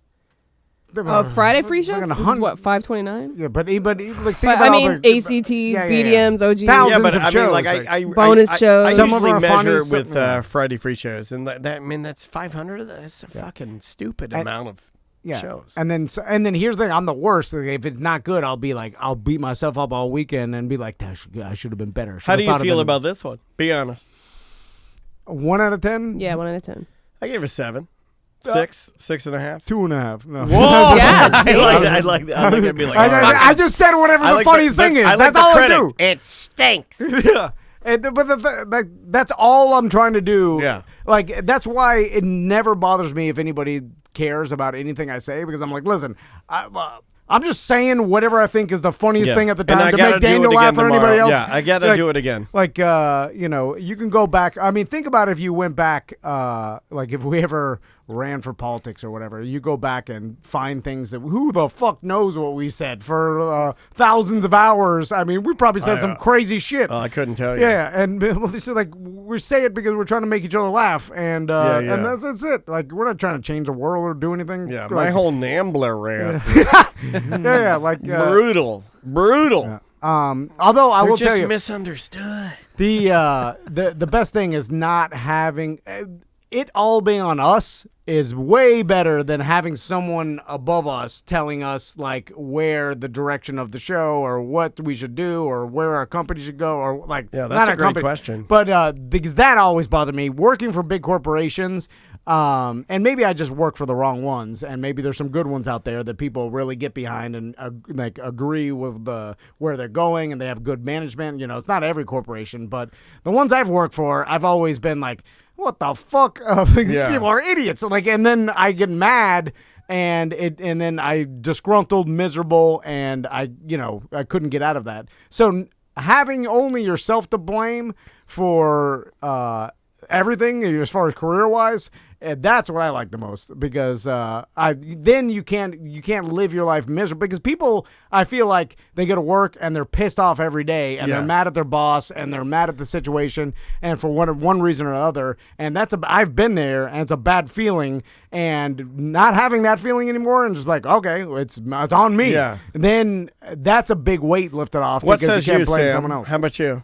What? My about favorite- doing? I mean, like, because you went from, arguably one of the bigger changes, although Tom and I had done this, we're still in the same sort of a vein. Mm-hmm. You went from doing like real corporate, like punch in, punch out type, heavy work 9 to 5, to now doing this show and then doing your own podcast, Semantics, where, you combine the both, and that's your nut, right? I mean, that's you. Yeah. So what's the biggest difference for you? Fucking everything. Like, Really? literally everything. Yeah. It's like a whole new life. You guys gave me life. No, I mean, but like, I like, No, seriously, I like hearing it being because able I am very fortunate that I did work for you guys technically for years before I was hired full time. Yeah. So, and we built a relationship. We didn't really have a company then, It's like not all the of this same is as working with like asshole managers Sure. and having to go through the red tape of everything at a corporation, and it's a small company. Everybody gets along. Everybody helps each other out. Yeah, it's way different. 100% Butler, what different. about you? Yeah, no, things absolutely changed with me too. Yeah, I was working for the beer business.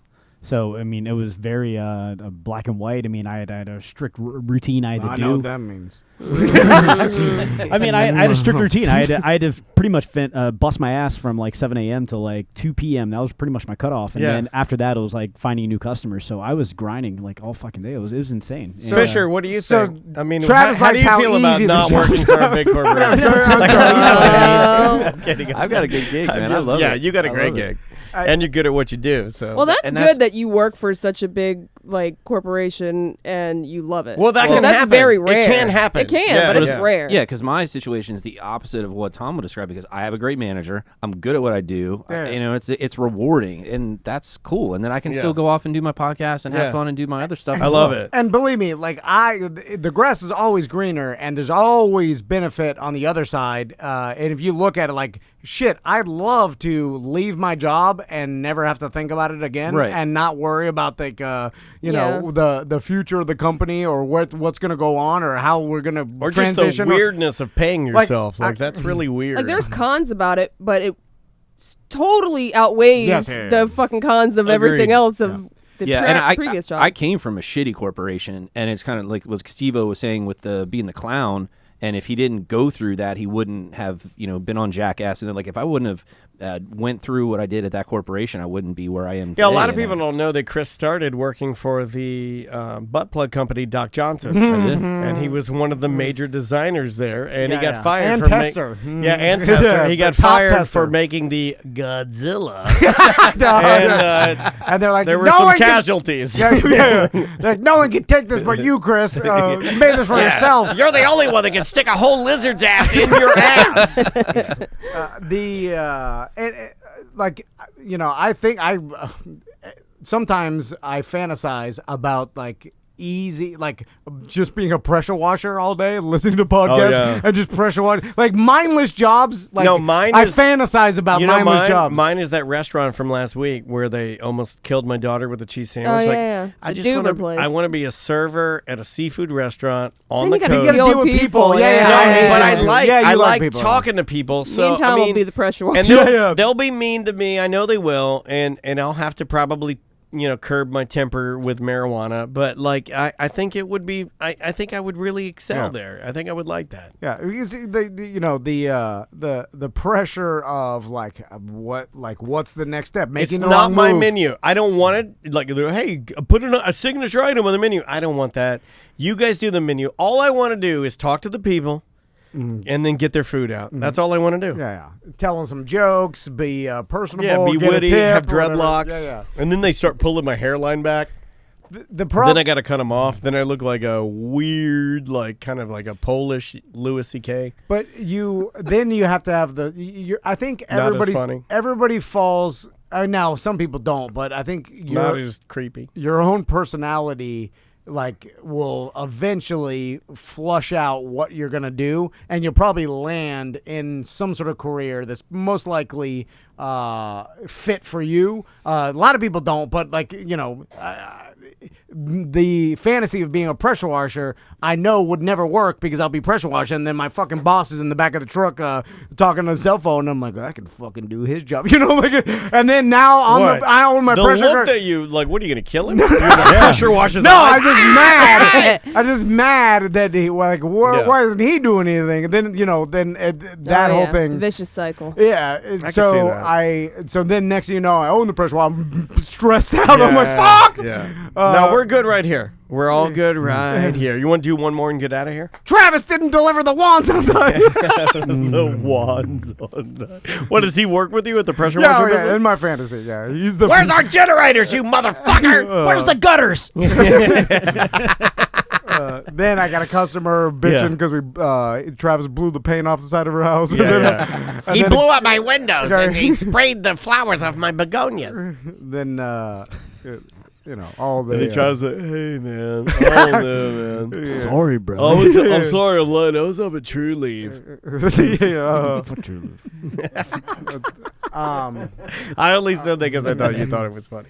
All right, let's get out of here. Okay. You want to get out? Okay. Let's figure. This has been what's that? This has been a 3-hour show. Okay, we'll get out of here. Plug some stuff, guys. So I'll talk about hookups. We just put on like 5 or 6 more businesses under the Tom and Dan Hookups page. And basically what it is there's a bunch of businesses on there. We got Emerald Plumbing, we got handymen, we got painters, we have termite and pest control, original music. If you're in my field where you're like making a video or making a podcast, you can get an original song created for you by Andrew Allen. Yeah, I never talk about him, but that guy, like, he's done all of the BDM theme songs, like every single one of them. We have like 10 of them that he's done. He's a composer, he's an educator at an actual music school, and he will write you a song if you need it. And there's a bunch of different companies, small, medium, large, that all offer Tom and Dan discounts, because part of the Hookups program, we ask all the companies to give a discount to our listener, or some sort of incentive. Hence the word hookup. And so if you go on there, just look around at all the different companies. And EJ wants a fence company. Oh yeah, we don't have one. But if we you are do need a fence company. He needs a fence, Yeah, man. EJ's got a concentration. He's got little children. He's got a concentration of special needs people that attack him while he's swimming in his pool, Yeah. and he needs a fence to keep them very out. uncomfortable. And we are running a little bit of a special right now. I won't mention it, but if you email us, show at Tom and Dan Travis at Tom and Dan, we'll let you know. If you're a small company, you want to jump on the hookups Don't page, email me; I'll delete it. But we're running a little discount, but it's $50 a month to be on there, and exposes you to a big audience. And It does. And our listeners will use your company if you offer the discount. And for everybody's listening, if you need any of those things that we talked about, and there's a lot more, Sticker Wolf just on there. Oh, I love those guys. And they do great stickers. So go to the hookups page and see what's out there. Yeah, Chris, plug your podcast, please. BYOCB just released show 160. That's out. We are everywhere you listen to podcasts. We are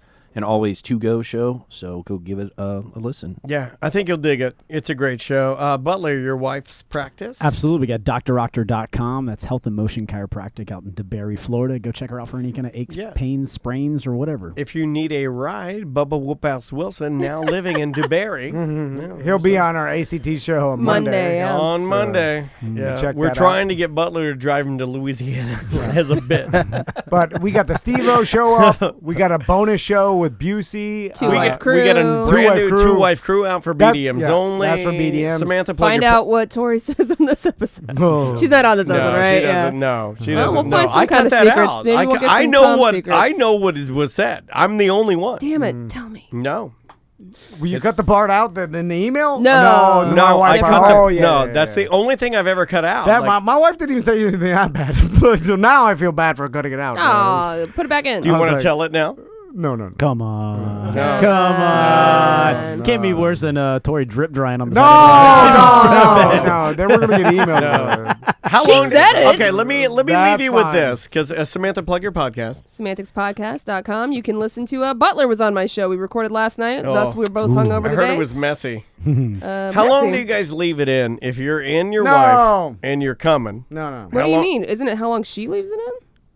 Oh, you mean after you come, you leave your dick in her? No. I mean, I don't like take it immediately out. I'm like, oh, it's coming out. Let me get out of you. Like, I don't. Okay. I don't do that. I leave it in, and I'm like, oh, and then I'm like, sometimes I feel like I should leave it in a little longer just to get it all. So I'm in the out. condom era, so I still do in and out, bro. You wear a keep condom? Yeah, man. in high I'm not trying to have school? kids. What? Yeah, I ain't trying to have kids, and I pull out occasionally, but sometimes No you gotta. way. Oh, we need to touch on this next Oh week. my This God. motherfucker's using condoms like a goddamn sailor. Were you buying it at Publix? What do you do? Where do What they are you even doing? sell those? Amazon, Where do you baby. even- Amazon. Yeah. Amazon. I've You get never- the giant box. I got some Does new. Fairville still have Tom I don't Damn even know the condoms? condom Yeah. companies now. What- Trojan. No, Trojan, but what was the other Maxim. one? I've No. never bought a condom in Starts my with entire an life. E? Durex. Durex, that's the one I'm thinking of. Durex. Not an E, but a D. We got a Durex. Says this. You'll really like this one. It's got a Lambskin. It's got They a make a good cock warming. ring, It's too, got a yeah. warming lube on it. Let me roll it down like a banana. All Ribbed right. for her pleasure? You're a. You know what? You're fired. I can't have somebody working here use condoms. This is disgusting. We will see you next week.